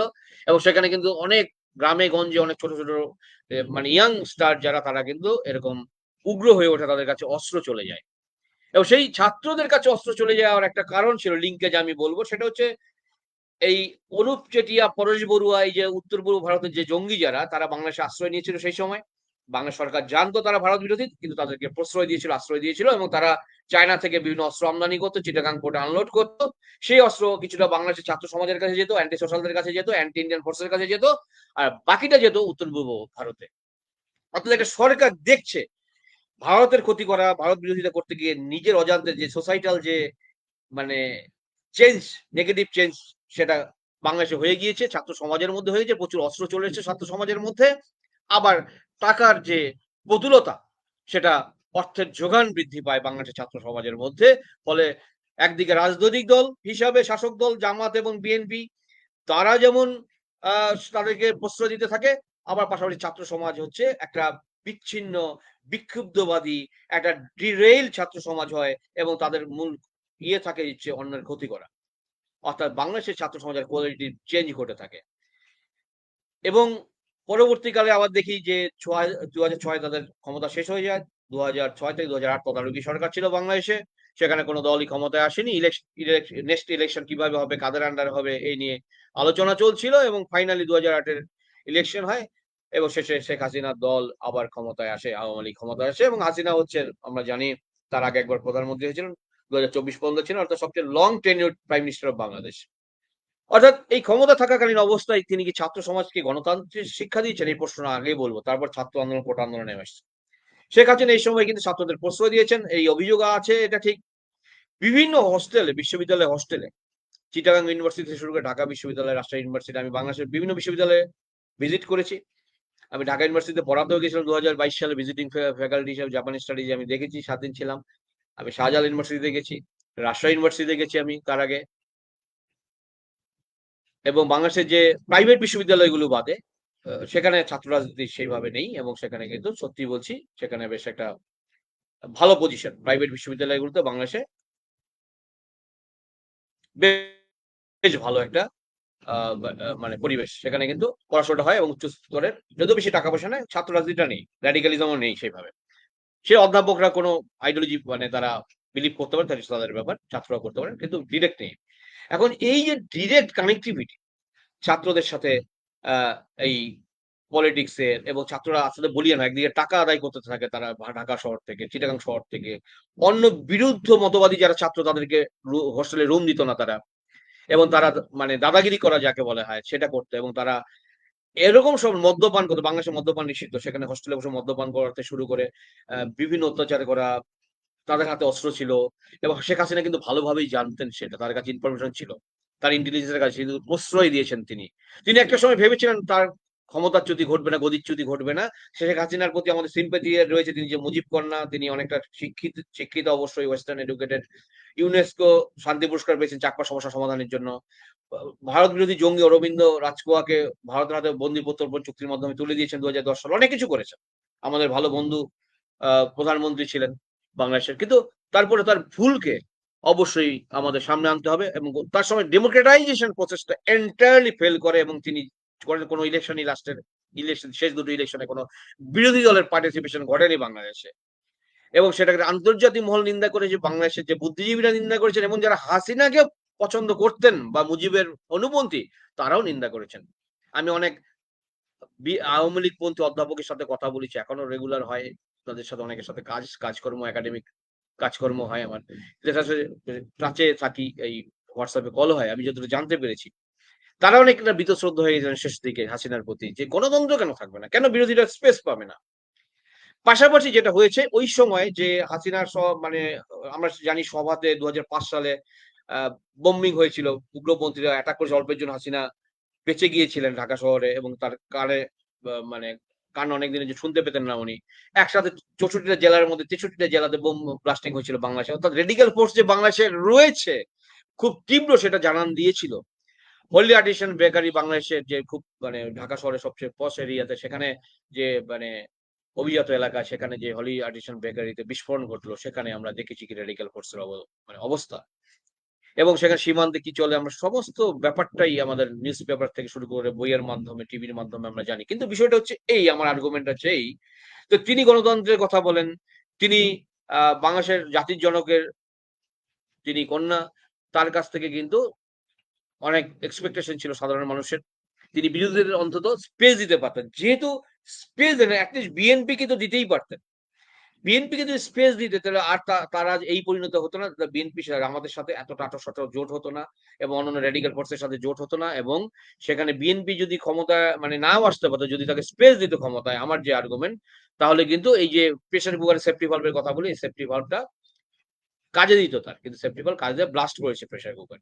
অর্থাৎ তিনি এই ভুলটা করেছেন তার ইন্টেলিজেন্স ফেল তার কাছে এই তথ্য ছিল না তার বিরুদ্ধে এত অভিযোগ সারা বাংলাদেশের লোক খেপে গেছে বেশিরভাগ লোক খেপে গেছে এবং তার বিরুদ্ধে র্যাডিক্যাল ফোর্সরা এত চক্রান্ত করছে বিদেশি রাষ্ট্রের চক্রান্তের অভিযোগ রয়েছে আমেরিকা আইএসআই ডিরেক্ট আইএস এর কাছে অভিযোগ আছে আইএসআই মানে এই যে ছাত্র জামাতের যে ছাত্র সংগঠন ছাত্র যে শিবির তাদেরকে আইএসআই শিক্ষা মানে ট্রেনিং দিয়েছে পাকিস্তানের একটা বড় অংশে পাকিস্তান টাকা নেই তারা টাকা দিয়ে সাহায্য করতে পারে না এবং সিআইএ এর আমেরিকা সিআইএ এর থেকে অনুমোদন ছিল সেখানে অর্থাৎ এই ছাত্র আন্দোলনকে ডিভাইড করার জন্য কি করেছে আমি পরবর্তীকালে আছে শুধু হাসিনার রেজিমে এটুকু বলছি সেটা হচ্ছে এই সময় কিন্তু ছাত্রদের বিরুদ্ধে অনেক অভিযোগ রয়েছে তারা স্থানীয় পুলিশকে ইনফ্লুয়েন্স করতো তারা বিভিন্ন ব্যবসায়ীদের ইনফ্লুয়েন্স করতো তাদের বিরুদ্ধে দৌরাত্মের অভিযোগ রয়েছে এবং এই যে ছাত্র আন্দোলন আমরা যে 2024 এসে দেখছি যে কোটা বিরোধী ছাত্র আন্দোলন সেখানে শেখ হাসিনা অবশ্যই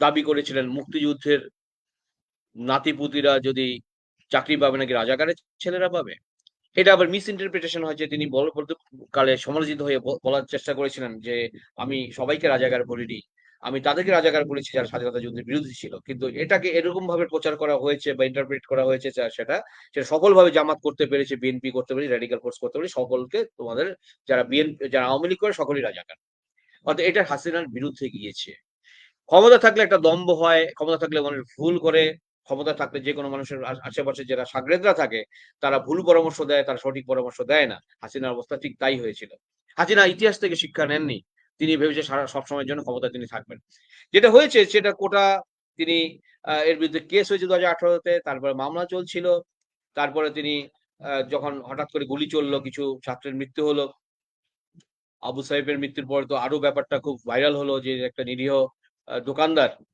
তিনি এরকম ভাবে আন্দোলন করছে তার উপর গুলি চালিয়েছিল পুলিশ অর্থাৎ পুলিশের কিন্তু অন্তর্ঘাতের ব্যাপার রয়েছে সেখানে কিন্তু হাসিনা বিরোধী কিছু পুলিশ ছিল কিছু ওই মবের মধ্যে জামাত ছাত্র ছাড়া জামাত ঢুকে গিয়েছিল তারা অনেক সময় গোলাগুলি করেছে সেটা অর্থাৎ যখন গোলাগুলি করে অপরকে মারা যাবে মানে কোনো নিরীহ ছাত্রের মৃত্যু হয় সাধারণ মানুষের মৃত্যু সেটা অনেক বড় সেন্টিমেন্টের বিষয় এবং সেটা হাসিনার একটা ব্লান্ডার হয়েছে সেটা হাসিনার পক্ষ থেকে হাসিনা সরকারকে ফেরার জন্য চক্রান্ত কিন্তু দীর্ঘদিন চলছে লাস্ট যে ইলেকশন হলো 2024-এ তার আগের থেকেই হাসিনা সরকার পড়ে যাওয়ার উপক্রম হয়েছিল কিন্তু সেটা চক্রান্ত চলছিল কিন্তু সেটা হাসিনা সরকার সেই চক্রান্তটা বুঝতে পারেনি কিন্তু ইলেকশনের পরে কিন্তু সেই চক্রান্তটা হলো এবং আমেরিকার একটা রোল রয়েছে আমেরিকার যে রাষ্ট্রদূত ছিলেন ঢাকাতে পিটার হার্স তাকে পাঠানো হয়েছিল তার আগে একজনকে পাঠানো হয়েছিল তিনিও ব্যর্থ হয়েছেন অর্থাৎ সেন্ট মার্টিন আইল্যান্ডকে তার লক্ষ্য ছিল দীর্ঘদিন এটা নতুন নয় কয়েক দশক ধরে সেটা চাইছে বাংলাদেশের মানে কক্সবাজার দক্ষিণে যে সেন্ট মার্টিন আইল্যান্ড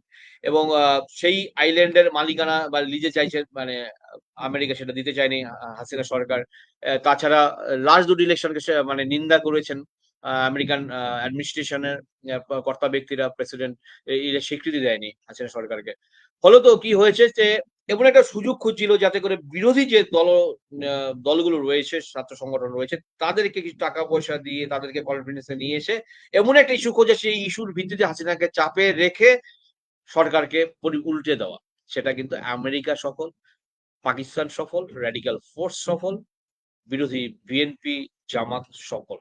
এখন এই আন্দোলনে বিএনপি অপেক্ষা কিন্তু জামাত, যারা আজ পর্যন্ত বাংলাদেশের পার্লামেন্টে ৩০০ সিটের মধ্যে কোনোটা ৫টার বেশি সিট পায়নি, তারাও কিন্তু ৫টির বেশি সিট না পাওয়ার ফলেও তারা কিন্তু খুব র‍্যাডিক্যাল। তারা কিন্তু যে কজন মেম্বারে সকলেই অ্যাক্টিভ। ফলে তারা খুব ভিজিবল এবং সকলে মেরে ফেলতে পারে মানুষ। অতর্কিত হামলা চালাতে পারে। তারা নিজে মরতে পারে, মানুষকে মারতে পারে। BNP comparatively moderate. এই আন্দোলনে কিন্তু ফোকাস হলেন, প্রচার বেশি পেলেন জামাত নেতারা এবং বন্দী যত জামাত পন্থী ছিলেন সকলে মুক্তি পেয়ে গেলেন। বিএনপি কিন্তু সাইড লাইনে চলে গেল। অর্থাৎ বিএনপি নেত্রী জেল থেকে বেরোলেন ঠিকই, খালেদা জিয়া। তিনি অসুস্থ, তিনি পরবর্তীকালে প্রধানমন্ত্রী হতে পারবেন কিনা সময় বলবে, সম্ভবত নাও পারতে পারেন। তার ছেলে বিলেতে, তাকে এলে যেখানে গ্রেপ্তার করা হতে পারে। তিনি, তার বিরুদ্ধে অনেক মামলা রয়েছে, তিনি আর রয়েছেন এবং ওখান থেকে তিনি বিলেত থেকে, লন্ডন থেকে তিনি এই ছাত্র দলদের, তার যে ছাত্র সংগঠনকে উজ্জীবিত করার চেষ্টা করছেন তিনি, কিন্তু বাইরে থেকে সেটা সম্ভব নয়। এখন বিষয়টা হচ্ছে এই যে বাংলাদেশের যে ছাত্র আন্দোলন হলো, কোটা বিরোধী ছাত্র আন্দোলন, এই ছাত্র আন্দোলনে অনেকগুলো পয়েন্টস আমি বলবো। একটা হচ্ছে এই ছাত্র আন্দোলন কি সত্যি ছাত্রদের দ্বারা পরিচালিত একটি আন্দোলন এন্টায়ারলি, নাকি অবশ্যই বিদেশি শক্তি বা অন্য কোনো দলের মদত রয়েছে? অবশ্যই বিদেশি শক্তির মদত রয়েছে, আমি একটু আগে বললাম। জামাত ইসলামের একটা বড় ভূমিকা রয়েছে। র‍্যাডিক্যাল ফোর্স যারা রয়েছে বাংলাদেশে, তাদের ভূমিকা রয়েছে। আমরা আন্দোলনের যখন ক্লিপিংস দেখেছিলাম পরপর, সেখানে অনেকে ছাত্র ছিলেন না। তাদের মাঝবয়সী মানুষ, তারও বেশি বড় বয়স্ক মানুষ। আমাদের স্লোগান ছিল, বাংলা যাদের, ভারত যাদের মামাবাড়ি, বাংলা ছাড়ো তাড়াতাড়ি। তো কোটা আন্দোলনের সাথে তার কি সম্পর্ক? অর্থাৎ অ্যান্টি ইন্ডিয়ান যে ফোর্স সেখানে ভয়াবহভাবে কাজ করেছে। তারা এখনো মনে করে যে ভারত দায়ী হাসিনাকে টিকিয়ে রাখার জন্য। হাসিনার লাস্ট দুটো ইলেকশন গণতান্ত্রিক প্রক্রিয়া হয়নি, কিন্তু হাসিনাকে সমর্থন করে গেছে। বাংলাদেশের ছাত্র সমাজ এটা অভিযোগ করছে যে মানে ভারত সরকার হাসিনার সাথে সম্পর্ক স্থাপন করেছে, বাংলাদেশের নাগরিকদের সাথে করেনি সম্পর্ক। কোথাও একটা গ্যাপ রয়ে গেছে। এখন এই পারসেপশন এর একটা ব্যাপার রয়েছে। এটা একটা দিক বল। ২ ধরনের পারসেপশন। অর্থাৎ ছাত্র আন্দোলনের একটা বড় অংশ মনে করে যে ভারত ইচ্ছা করলে সমাধান করতে পারে। ভারতের জন্য হাসিনা কট্টরপন্থী নীতি নিয়েছে, ছাত্র মেরেছে এবং তারা দাবি করছে ২৬ লক্ষ নাকি ভারতে ওখানে চাকরি করছে। মানে অদ্ভুত আবদার।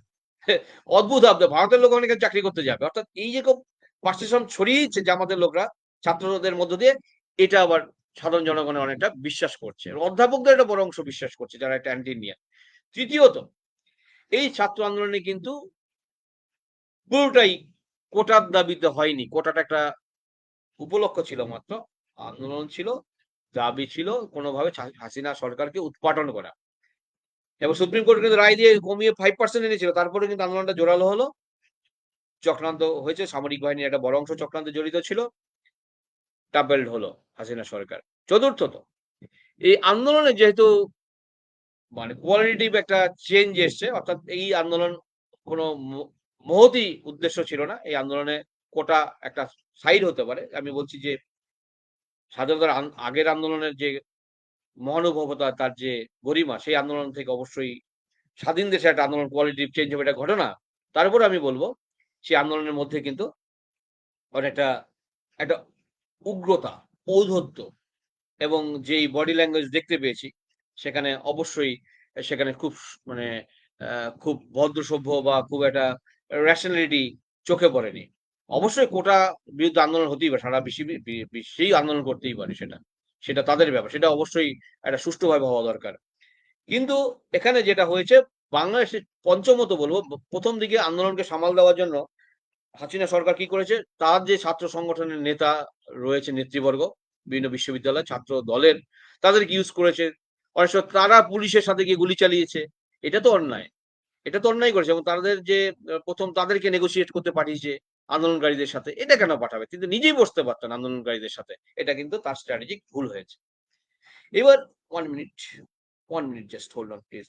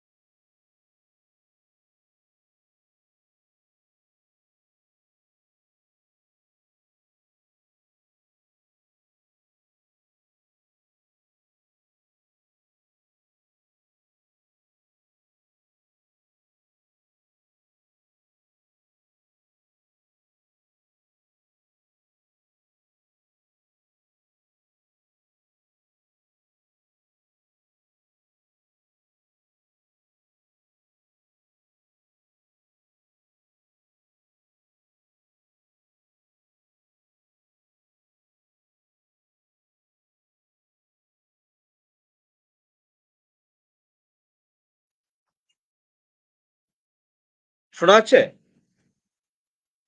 ওকে। তো সরি ফর ইন্টারাপশন।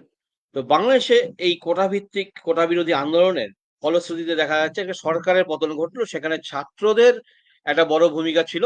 এটা যদি আমি পজিটিভলি দেই, অবশ্যই ছাত্র সংগঠন কিন্তু আবার অ্যাক্টিভলি তার আন্দোলনের মাধ্যমে তারা একটা করেছে। আন্দোলনের মাধ্যমে তারা একটা পরিবর্তন এনেছে তারা। ছাত্রদের অবশ্যই একটা গুরুত্বপূর্ণ ভূমিকা কিন্তু এতে রয়েছে। এখন এই যে আন্দোলনটা তারা করলেন, এই আন্দোলন করতে গিয়ে তাদের যেটা হলো, তারা কিন্তু দুর্নিবার হয়ে উঠলেন এবং এই ছাত্ররা ঠিক করে দিচ্ছে আন্দোলনের পরে। তারা বিভিন্ন জায়গা থেকে কংগ্রেচুলেটেড হলেন, কৃতিত্ব পেলেন। মোহাম্মদ ইউনূসকে ডাকা হলো তদারকি সরকারের মুখ্য উপদেষ্টা হিসেবে। তিনি ছাত্রদেরকে অনেক প্রশংসা করছেন, বাকিরাও করছেন।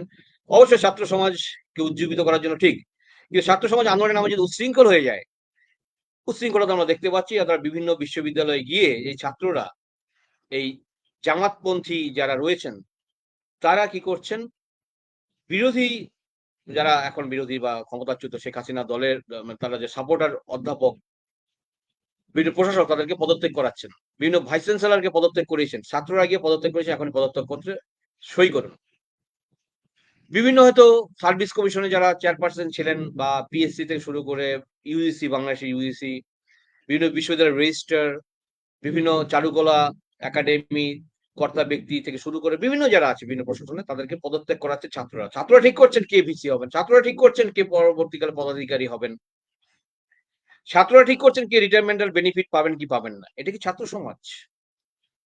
এই যে কোয়ালিটি চেঞ্জ ঘটলো বাংলাদেশে, এই যে উচ্ছৃঙ্খল ছাত্র সমাজ তৈরি হলো, তারা এই ছাত্র সমাজকে স্টিম রোলার ছাড়া চেঞ্জ করানো যাবে না। আর বাংলাদেশের কিন্তু একটা বড় ক্ষতিও হলো। ছাত্র সমাজে কোটা বিরোধী আন্দোলন তো অবশ্যই একটা সাইড, কিন্তু সেটা কোটা বিরোধী আন্দোলনের থাকলো না। তাদের একটা মুখ্য উদ্দেশ্য ছিল সরকারকে পরিবর্তন করে যারা ক্ষমতা ছিল তাদেরকে করে। কিন্তু সার্ভিস কমিশনে যারা এসেছে, তাদের সার্ভিস কমিশনের মাধ্যমে, যারা অধ্যাপক অধ্যাপিকা, তাদের যোগ্যতার মাধ্যমে এসছে। তারা চাকরি করবে কি করবে না কন্টিনিউ, সেটা ছাত্ররা ঠিক করবে। মতাদর্শগত বিরোধ থাকতেই পারে, আজ ক্ষমতায় আছে কাল নাও থাকতে পারে, তার জন্য ক্ষমতা ত্যাগ করতে হবে? এটা কোন ছাত্র সমাজ? এই প্রশ্ন কিন্তু উঠতে শুরু করেছে। কেউ কেউ বলছেন শেখ হাসিনা তাও দেশ ছাড়া যে হেলিকপ্টার পেয়েছেন, মোহাম্মদ ইউনূস কিন্তু রিক্সাও পাবেন না। কারণ মোহাম্মদ ইউনূস কিন্তু বাঘের পিঠে উঠে গেছেন। বাঘের পিঠে ওঠা সহজ, নামা কিন্তু বড় ভয়ের ব্যাপার। উনি কিন্তু আগুন নিয়ে খেলছেন, র্যাডিক্যাল ফোর্স নিয়ে খেলছেন, ভারত বিরোধিতা করছেন। তাকেও কিন্তু ক্ষমতায় রাখবে না দীর্ঘদিন ধরে। তার বিরুদ্ধে, তিনি দুর্নীতি মুক্ত না, তার বিরুদ্ধে অনেক দুর্নীতির অভিযোগ ছিল। তিনি যেহেতু হাসিনা চলে গেছেন, তার কেসগুলো তুলে নেওয়া হয়নি, তাকে রিলিজ করা হয়েছে আপাতত। জামাত নেতা নেতৃবর্গ যারা ছিলেন সদস্য, তাদেরকে রিলিজ করে দেওয়া হয়েছে। সবচেয়ে বড় কথা যে এই ছাত্র সমাজ তারা অগ্নিসংযোগ করছে বিরোধীদের বাড়িতে, সংখ্যালঘুদের বাড়িতে অগ্নিসংযোগ করছে ছাত্র সমাজ। তারা আরো দৌরাত্ম্য করছে, মানে ছাত্র লীগের যে ছাত্র সমাজ সদস্য, তাদের থেকে বেশি দৌরাত্ম্য দেখাচ্ছে তারা। যাদের কেউ কেউ আন্ডার গ্রাজুয়েট পড়ে, তাদেরকে মন্ত্রী তৈরি করে দেওয়া হয়েছে। তাদের মন্ত্রী কিছুই বোঝে না পলিটিক্সে। অর্থাৎ ছাত্র সমাজকে গাইড করা, মূল স্রোতে ফেরানো এক জিনিস, আর তাদেরকে প্রশ্রয় দেওয়া, অন্যায়গুলোকে প্রশ্রয় দেওয়া, তাদেরকে ভয় পাওয়া আরেক জিনিস। বাংলাদেশের সমস্ত বাংলাদেশ ছাত্র সমাজকে ভয় পাচ্ছে যারা আন্দোলন করেছিল। এবং এই আন্দোলন আরেকটা অ্যাসপেক্ট হচ্ছে এই যে ছাত্র, ওই আন্দোলনে আমি ছিলাম এটা দাবি করে তারা বিভিন্ন সুযোগ সুবিধা নিচ্ছে। আমি আন্দোলনে ছিলাম, তারা বিভিন্ন সোশ্যাল স্ট্যাটাস বা অন্যান্য সুযোগ সুবিধা নিচ্ছে। এবং এটা আমার কাছে ক্লিপিংস আছে যে রাস্তায় যারা কাগজ কুড়ায়, বাংলাদেশে বলে টোকাই তাদেরকে, কাগজ কুড়ায়, প্লাস্টিক কুড়ায়, তাদের কাছে একটি সাংবাদিক পেয়েছে কার্ড কি না ঢাকা বিশ্ববিদ্যালয়ের ছাত্র, জিজ্ঞেস করতে কোন ডিপার্টমেন্টে বলো, বলতে পারছে না। কোন হলে থাকো, বলতে পারছে না। তার বলছে বলো তো কিভাবে কার্ডটা পেলে, বলে 500 টাকা করে বিক্রি হচ্ছে কার্ড। অর্থাৎ এই ছাত্রের নেগেটিভ অ্যাসপেক্ট কিন্তু এটা। অর্থাৎ ছাত্র আন্দোলনের এই যে মৌলিকত্বকে ভাঙিয়ে তারা কিন্তু অনেক বেনিফিট নেবে। অর্থাৎ এটা কিন্তু অনেক বেনজলও ঢুকে পড়েছে তারা। এবং ঢাকা বিশ্ববিদ্যালয়ে হস্টেলগুলোর প্রপোস্ট করা হবে, সেটা ঠিক করছে ছাত্ররা ঠিক করছে। অর্থাৎ স্বাধীনতা আন্দোলন যারা করে, স্বাধীনতা মুক্তিযোদ্ধা, তারা যেমন স্টাইপেন্ড পেতেন বাংলাদেশে, তাদের সন্তান সন্ততিরা চাকরিতে কোটার ব্যবস্থার মানে সুযোগ সুবিধা পেতেন। আগামী দিনে এই যে আমি ছাত্র রাজনীতিতে ছিলাম, হাসিনার বিরুদ্ধে আন্দোলনে ছিলাম, কোটা বিরুদ্ধে আন্দোলনে ছিলাম, সেই শংসাপত্র জোগাড় করে বা সেই প্রমাণপত্র জোগাড় করে তারা কিন্তু ফেসিলিটি নেওয়ার চেষ্টা করবে। এটা কিন্তু খুব ভয়াবহ। এটা হচ্ছে। অ্যালার্মিং যেটা সেটা হচ্ছে রিসেন্টলি দেখলাম আগের সপ্তাহে বাংলাদেশে নতুন সরকার চাইছে, পাকিস্তান সরকারকে অ্যাপ্রোচ করেছে যে আপনাদের দেশে বিভিন্ন ফেলোশিপ দিন আমাদের স্টুডেন্টদের।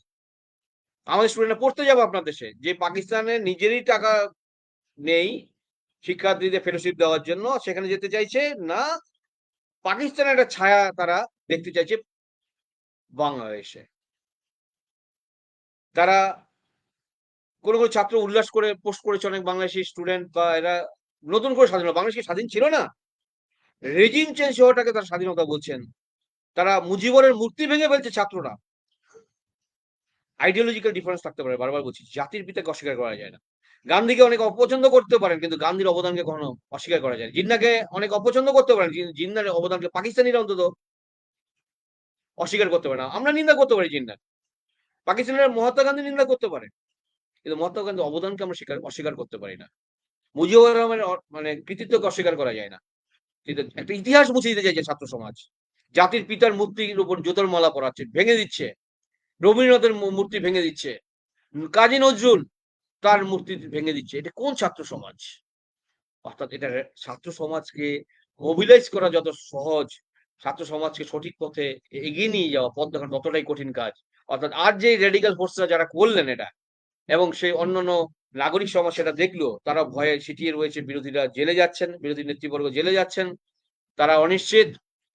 এবং ইউনুস নিজের সুযোগ সুবিধা নেওয়ার জন্য তিনি যেটা করছেন, তিনি প্রশ্রয় দিচ্ছেন। এবং বাংলাদেশে কিন্তু সুষ্ঠু ছাত্র রাজনীতি ফিরে আসা কিন্তু খুব মুশকিল রয়েছে। এবং ধর্ম নিয়ে কোনো সমস্যা নেই, সেটা হিন্দু ধর্ম হোক, মুসলিম ধর্ম, ইসলাম ধর্ম হোক, বৌদ্ধ হোক, খ্রিস্টান হোক, কিন্তু ধর্মকে নিয়ে যদি রাজনীতি করা, পলিটিক্যাল ইসলাম যেটা বাংলাদেশের বর্তমানে হচ্ছে, সেটা কিন্তু খুব ভয়াবহ আগামী দিন আফগানিস্তান হতে যাচ্ছে নেক্সট। যদি এটা কন্ট্রোল না করতে পারে, যদি কোনো বিরোধী শক্তি এখানে না দাঁড়ায়, যদি আগামী কয়েক মাসের মধ্যে সুষ্ঠু ইলেকশন না হয়, এবং সেই ইলেকশনে যদি সব দলের অন্তর্ভুক্তি না হয়, তাহলে কিন্তু এই র্যাডিক্যালাইজেশন প্রক্রিয়ায় পাকিস্তান বড় ভূমিকা নিয়ে চারও নেবে। আমেরিকার যে double standard policy toward south, enter south Asia, এটা আরেকবার প্রমাণিত। একদিকে গণতন্ত্রের কথা বলছে, একদিকে গণতন্ত্র ধ্বংসের কথা বলছে। একদিকে বলছে সন্ত্রাসবাদের বিরুদ্ধে জিরো টলারেন্স পলিসি, একদিকে এই র্যাডিক্যাল ফোর্সকে মদত দিচ্ছে। সেটা পাকিস্তানের ক্ষেত্রেও করতো। অর্থাৎ as the largest democracy in the world and the immediate neighbor of Bangladesh, the role of India is very much vital. এবং ইন্ডিয়া কিন্তু খুব সাইলেন্ট আছে, কি করবে ওই ডোন্ট নো। কিন্তু বেশি সাইলেন্ট থাকলেও কিন্তু এক্সট্রা রিজিওনাল পাওয়ার যারা আছে, তারা কিন্তু বাংলাদেশকে স্ট্র্যাটেজিক ইম্পর্টেন্সের কারণে বাংলাদেশকে দখল নেবে না। বাংলাদেশের পলিটিক্সে ইনভলভ করে পাপেট গভর্নমেন্ট ফর্ম করবে। এবং বাংলাদেশের ছাত্র সমাজ গুরুত্বপূর্ণ এই কারণে যে ডিপ্লোমেসিতে পারসেপশন একটা গুরুত্বপূর্ণ ভূমিকা পালন করে। বাংলাদেশের পারসেপশন কিন্তু আমাদের প্রতি ভালো না, ভালো নয়। যারা চিকিৎসা করাতে আসে মেডিকেল ট্যুরিজমের মাধ্যমে, তাদের কিছু কিছু চিকিৎসা পেয়ে যায়, তারা ফিরে গিয়ে কিছুটা ভালো কথা বলে, না ইন্ডিয়া ডাক্তাররা ভগবান, এখানে ভালো মানুষজন, খারাপ খারাপ নয় ভালো। আমরা আসার আগে আমরা ইন্ডিয়াকে ভুল বুঝেছিলাম। সবচেয়ে আশ্চর্যজনক আমার কাছে কিছু ক্লিপিংস এসে আমি অবাক হয়েছি দেখে, যে প্রতি বছর তুই মানে আমাদের আইসিএস ফেলোশিপ দেয় বাংলাদেশের স্টুডেন্টদের, প্রতি বছর দেয়, UG, PG, PhD, post doctoral পর্যন্ত দেয়। এবারেও 550 জনকে দিয়েছে, এই ঘটনার পরেও দিয়েছে। এই যে এতটা বেইমান ছাত্রদের একটা বড় অংশ, তারা ইন্ডিয়াতে তাদের যে ছাত্র সংগঠন আছে, তারা যেখানে পড়ে, তারা ইন্ডিয়াতে বসে ইন্ডিয়াকে গালাগাল দিচ্ছে, ইন্ডিয়ার নিন্দা চর্চা করছে ইন্ডিয়ার ফেলোশিপ নিয়ে। অর্থাৎ পারসেপশন চেঞ্জ হয়নি। আমাদেরকে রিথিঙ্ক করতে হবে। We should continue, whether we should continue this fellowship to the Bangladeshi offer to the Bangladeshi students or not, নাকি আবার আফগানিস্তানের মতো ব্যাক চ্যানেল ডিপ্লোমেসি করবো। এবং বাংলাদেশের ছাত্র সমাজের পারসেপশন যদি চেঞ্জ না হয়, আগামীতে তারাই তো প্রধানমন্ত্রী হবেন, অর্থমন্ত্রী হবেন, ডিপ্লোমেট হবেন। তারা ভারতের সাথে কি সম্পর্ক রাখবে, ভারতের সাথে সম্পর্ক রাখবে কি রাখবে না, এটা গুরুত্বপূর্ণ ভূমিকা পালন করা দরকার। অর্থাৎ একটি দেশের ছাত্র সমাজের মাধ্যমে, সেটা আমাদের দেশেও যদি কোনো র্যাডিক্যাল ফোর্স ঢুকে যায়, সেটা হিন্দুত্ব র্যাডিক্যালিজম হোক, হিন্দুত্ববাদী হোক, বা ইসলামিক ফান্ডামেন্টালিজম হোক, বন্য কিছু হোক, সেটাও ভয়ের ব্যাপার। অর্থাৎ ছাত্র সমাজ আইডিওলজি, প্রতিটা রাজনৈতিক দলের আন্ডারে ছাত্র সমাজ আছে, ছাত্র সংগঠন সারা বিশ্বেই আছে, গণতান্ত্রিক মিলিউ যেখানে আছে। কিন্তু তার মানে এই নয় সেটাকে ভুল পথে পরিচালিত করা হবে। সেটা ভয়, কিন্তু সেটার ভয়াবহতা বা তার যে পরিণাম, সেই দেশ তো ভুগবে, প্রতিবেশী দেশগুলো ভুগবে। অর্থাৎ ভারতেও কিন্তু তার এফেক্ট পাচ্ছে। অর্থাৎ বাংলাদেশের ছাত্র রাজনীতি, সত্যি ছাত্র রাজনীতি যদি প্রকৃত ছাত্র রাজনীতি হতো তাহলে বিতর্কের উদ্রেক ঘটতো না। এখানে কিন্তু অনেক মানে এক্সটার্নাল এলিমেন্টস বাংলাদেশে জড়িত হয়ে গেছে। আগামী দিনে কিন্তু আরো ভয়াবহতা হবে। এবং প্রতি বছর আপনারা হয়তো জানেন অনেকেই, বাংলাদেশের স্টুডেন্টস বিশ্বের বিভিন্ন দেশে ফেলোশিপ নিয়ে যায়। এবার তাদের একটা বড় অংশ ওদের চায় না। জাপান থেকে শুরু করে ইউএসএ এগুলো তো যায়ই, ইউরোপে যায়, কোরিয়াতে যায়। চায়না দিচ্ছে। এখন চায়না সেই পরিমাণটাকে সংখ্যা আরো বাড়িয়ে দিচ্ছে। গিয়ে তারা হয়তো পাকিস্তানে বাংলার ছাত্ররা গেলে যে ধরনের র‍্যাডিক্যাল শিক্ষা দিত সেটা হয়তো দেবে না। যেটা দেবে অ্যান্টি ইন্ডিয়ান একটা সেন্টিমেন্ট বাংলাদেশের এই ছাত্র সমাজের মধ্যে বা স্কলারদের মধ্যে ঢুকিয়ে দেবে। পরবর্তীকালে তাদের লেখনীতে, তাদের গবেষণায়, তাদের যে পলিসি পেপারের রিসার্চে সেটা রিফ্লেকশন ঘটবে। রিফ্লেকশন হতে অ্যান্টি ইন্ডিয়ান একটা পারসেপশন গঠিত হবে। অর্থাৎ বাংলাদেশের যে ছাত্র সমাজের যে কাজকর্ম সেটা শুধু বাংলাদেশের ইন্টারনাল পলিটিক্স, ইকোনমি বা সোসাইটিকে প্রভাবিত করবে না, এন্টায়ার সাউথ এশিয়াকে প্রভাবিত করবে। অর্থাৎ আগামী দিনে এটা আমাদের ভাবা দরকার আছে, how India will manage the Bangladeshi government and Bangladeshi people. কারণ আমরা অন্য দেশে অভ্যন্তরীণ ব্যাপার হস্তক্ষেপ করি না, ঘটনা সত্যি অন প্রিন্সিপাল করি না। কিন্তু একেবারে যদি অ্যালুপ থাকি, একেবারে যদি রিলাক্টেন্ট থাকি, তাহলে এর পরিণতিও কিন্তু খুব একটা ভালো হবে না। পরিশেষে বলবো, বাংলাদেশের যে এই যে চেঞ্জ, আগামী দিনে আমি জানি না কোন সরকার ক্ষমতায় আসবে, কিন্তু এই বাংলাদেশের ছাত্র সমাজকে যদি মূল ট্র্যাকে ফিরিয়ে আনতে না পারে তাহলে কিন্তু মুশকিল। যে গর্বের পদ্মা সেতু হয়েছিল, অনেক বড় পদ্মা সেতু, আমি 2022 যখন গেছিলাম এপার থেকে ওপার গাড়ি দিয়ে যেতে আমার মনে হয় 10 মিনিট সময় লেগেছে বাইকার। 22 জন ঢাকা ইউনিভার্সিটি পড়াতে গেছিলাম। সেই পদ্মা সেতুর অনেক জিনিস ভিতরের ইয়েগুলো ভেঙে ফেলেছে ছাত্ররা। এটা কোন ছাত্র সমাজ নিজের দেশকে নষ্ট করছে, নিজের দেশে সম্পদ নষ্ট করছে? এটা কি কোটা বিরোধী আন্দোলন? এটা তো একটা ক্ষোভ, উচ্ছৃঙ্খল ছাত্র সমাজ, যার কোনো দিশাহীন, লক্ষ্যহীন। তাহলে এই ছাত্র সমাজকে কিন্তু যে ম্যানেজ না করতে পারে মোহাম্মদ ইউনূসের তদারকি সরকার পারবে বলে আমার মনে হয় না আমার। তাহলে কিন্তু ভবিষ্যতে যে সরকারি ক্ষমতা, স্থায়ী সরকার, তাদের পক্ষে খুব মুশকিল হবে, তাদেরকে কন্ট্রোল করা যাবে না। অর্থাৎ ছাত্রদেরকে ভালোবাসা ভালো, দেওয়া ভালো, তাদেরকে পথ দেখানো ভালো, স্নেহ করা ভালো, তাদেরকে যে অন্যায়গুলোকে প্রশ্রয় দেওয়া হয়, তাহলে কিন্তু সেই জাতি গঠিত হবে না, সেই জাতি ধ্বংসের দিকে যাবে। অর্থাৎ বাংলাদেশের ভবিষ্যৎ কিন্তু খুব একটা আলোকময় নয়। অন্তত এই মানে এখনকার যে বাংলাদেশের ছাত্রদের যে অবস্থান সেটা দেখে আমার যেটা মনে হচ্ছে। এটুকুই আজ আমার বক্তব্য ছিল। সকলকে ধন্যবাদ শোনার জন্য। যদি কারো প্রশ্ন থাকে জিজ্ঞেস করতে পারেন।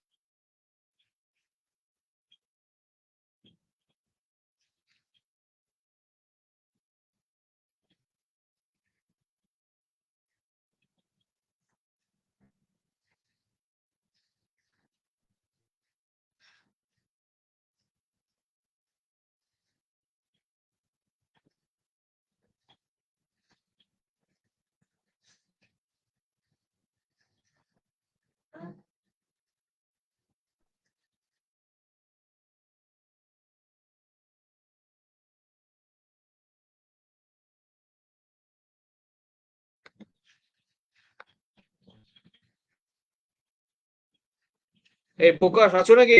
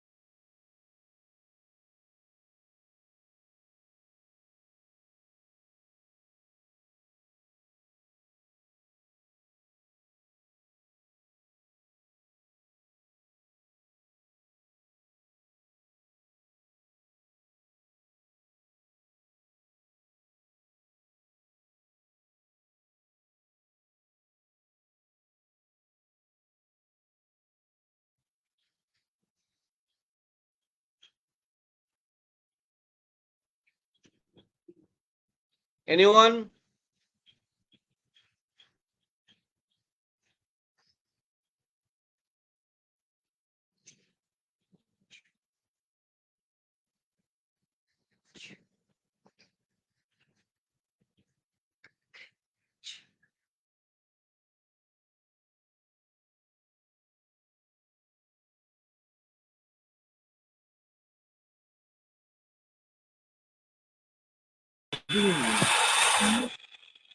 স্যার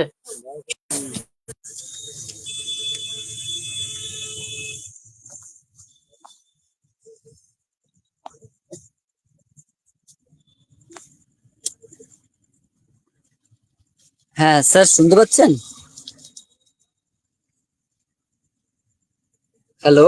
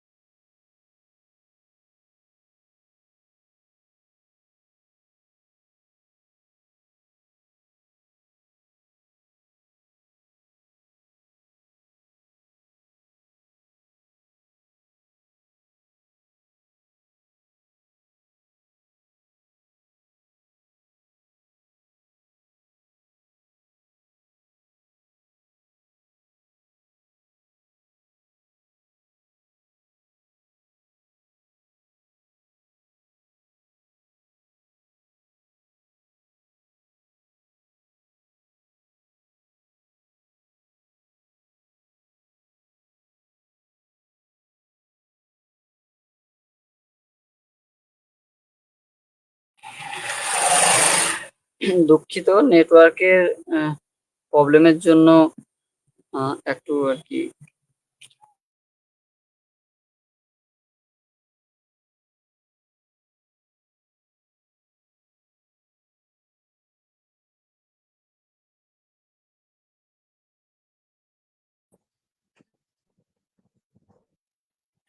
হ্যাঁ স্যার এসেছেন। হ্যাঁ স্যারকে অসংখ্য ধন্যবাদ। স্যার আমাদের প্রশ্ন কিছু এসেছে। একজন প্রশ্ন করেছেন যে এই আন্দোলনের ফলে বাংলাদেশের অর্থনীতিতে কতখানি প্রভাব পড়েছে?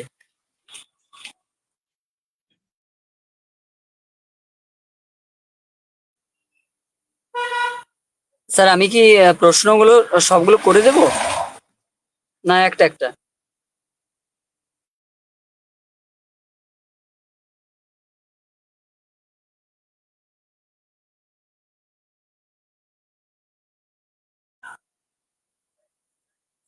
হ্যাঁ স্যার শুনতে পাচ্ছেন?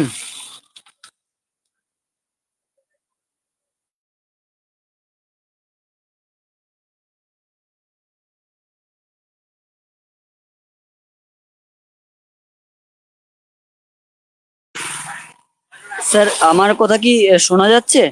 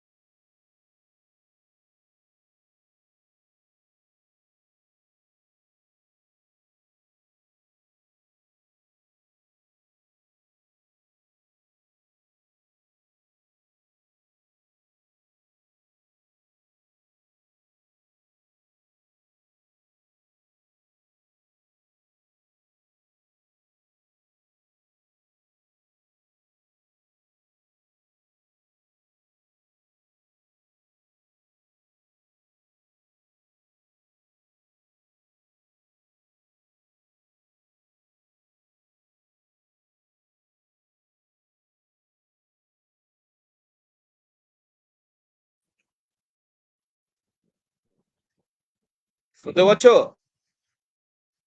হ্যাঁ হ্যাঁ স্যার।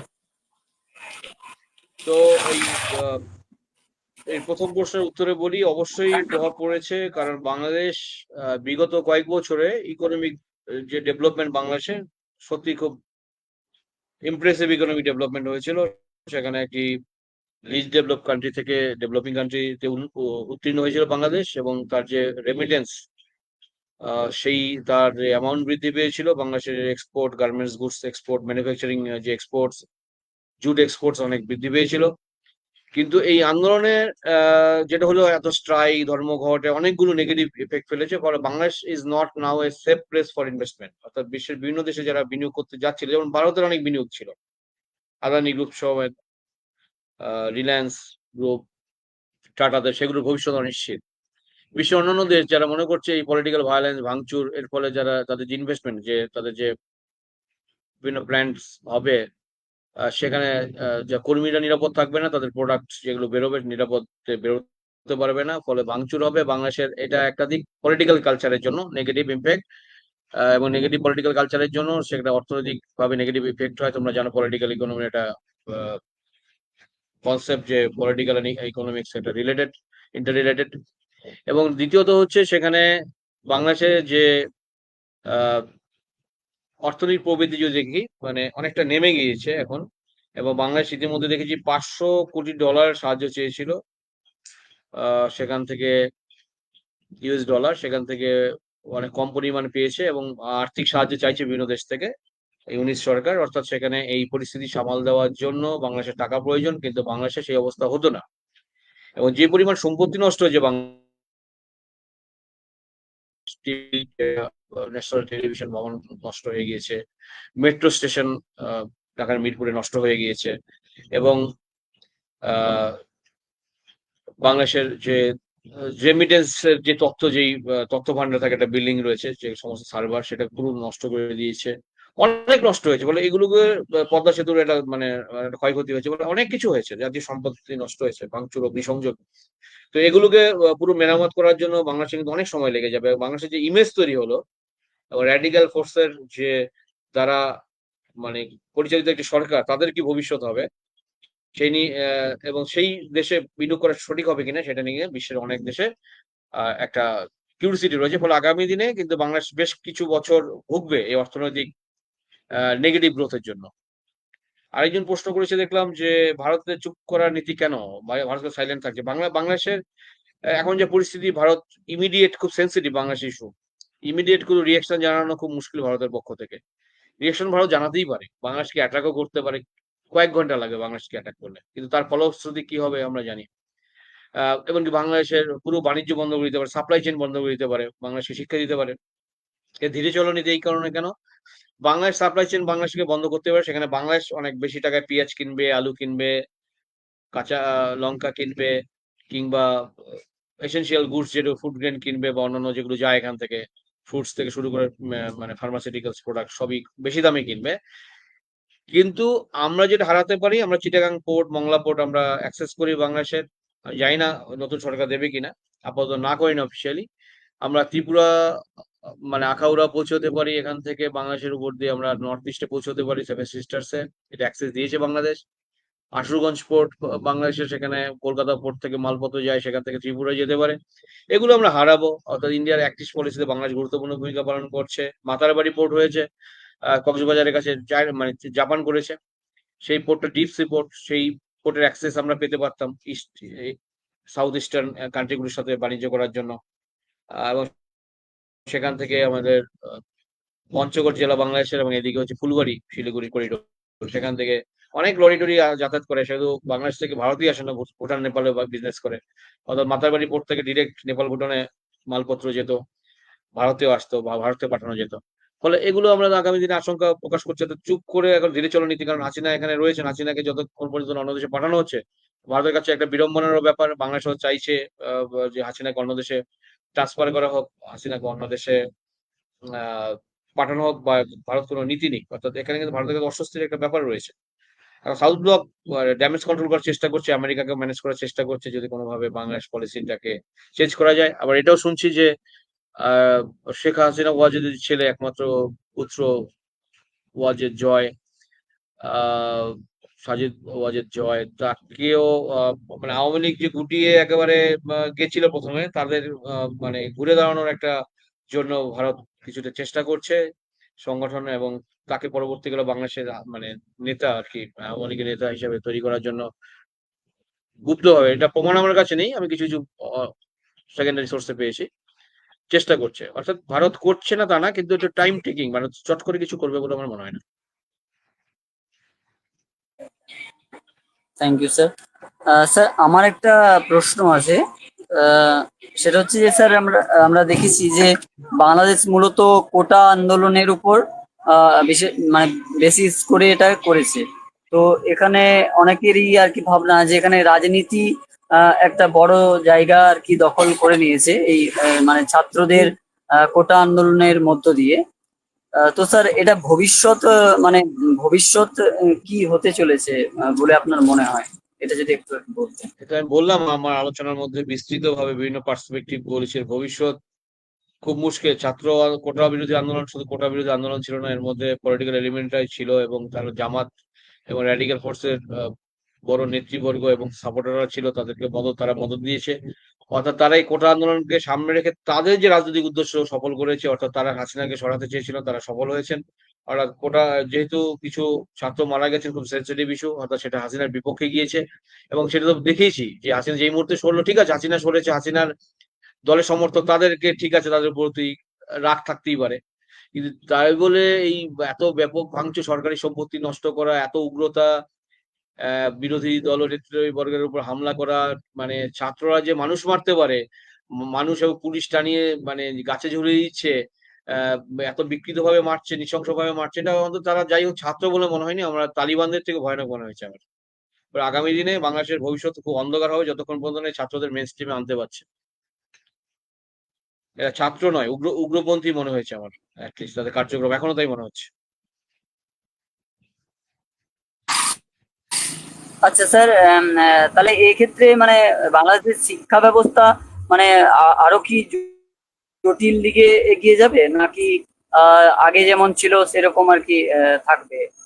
এটা টাইম টেকিং প্রসেস, কারণ বাংলাদেশের বেশিরভাগ বিশ্ববিদ্যালয়ের ভিসি যারা ছিল তাদেরকে পদত্যাগ করাতে বাধ্য করেছে, রেজিস্ট্রারদের পদত্যাগ করতে বাধ্য করেছে এই উগ্র ছাত্র সমাজ, যারা মনে করে যে আমরা জয়লাভ করেছি, বাংলাদেশের পুনর্জন্ম হলো, বাংলা স্বাধীন হলো নতুন করে, তারা যে দাবি করছে তারা। এবং তারা আহ, এইভাবে চাপ সৃষ্টি করছে। নতুন একটা দুটো বিশ্ববিদ্যালয়ে ভাইস চ্যান্সেলর নিয়োগ হয়েছে, ঢাকা বিশ্ববিদ্যালয় এবং চট্টগ্রাম বিশ্ববিদ্যালয়, ছোট ছোট বিশ্ববিদ্যালয়গুলোতে এখনো হয়নি সেভাবে। এবার তারা ঠিক করছেন কে ভিসি হবে। এবং বেশিরভাগ বিশ্ববিদ্যালয়ে এখনো কথা বলা করেছে, তুলসী কুমার দাসের সাথে একটু আগে কথা হলো সকালবেলা, তার বার্থডে উইশ করলাম ফোন করে। তো তিনি বললেন তাদের বিশ্ববিদ্যালয়ে, শাহজালাল বিশ্ববিদ্যালয় আছে, তো তিনি বললেন যাদের বিশ্ববিদ্যালয় ভিসিও নেই, রেজিস্ট্রারও নেই, কিছু নেই, শুধু স্যালারিটা হচ্ছে, নো ক্লাস, কোনো ক্লাস হচ্ছে না, কোনো অ্যাক্টিভিটিস হচ্ছে না, কোনো গবেষণা হচ্ছে, সব বন্ধ। তো ফলে এটা টাইম টেকিং প্রসেস। যদি এই ছাত্ররা নিয়ন্ত্রণ করতে থাকে যে অধ্যাপকরা কি করবে না করবে, অ্যাক্টিভিটিস কি করবে, তাহলে তো আগামী দিনে খুব মুশকিল সেখানে। এবং যারা খুব বাংলাদেশে একটা প্রবণতা রয়েছে, যারা খুব ভালো স্টুডেন্ট তারা বাংলাদেশে পড়ে না, তারা হয়তো গ্রাজুয়েশনের পরে বা মাস্টার্স বা এমফিল বা পিএইচডি করতে বিদেশে যায় বা পোস্ট ডক্টরাল করতে। প্রতিটি বাংলাদেশের অধ্যাপকের বেশিরভাগ যদি দেখেন আপনারা, যে বেশিরভাগ 80% বিদেশি ডিগ্রি আছে, একটা বা দুটো বিদেশি ডিগ্রি রয়েছে। ফেলোশিপের সুযোগও বেশি বাংলাদেশ থেকে অবশ্যই, তাদের কোটাতে তারা পায়, এবং তাদের প্রবণতা একটা কালচার রয়েছে। ফলে এই প্রবণতা আগামী দিনে বেশি বৃদ্ধি পাবে, ব্রেন ড্রেন হবে বাংলাদেশে।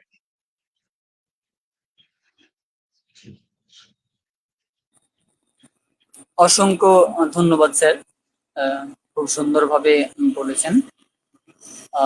আপাতত আর কোনো প্রশ্ন আমরা দেখতে পাচ্ছি না, তো আমি আজকের আলোচনা এখানেই শেষ করছি।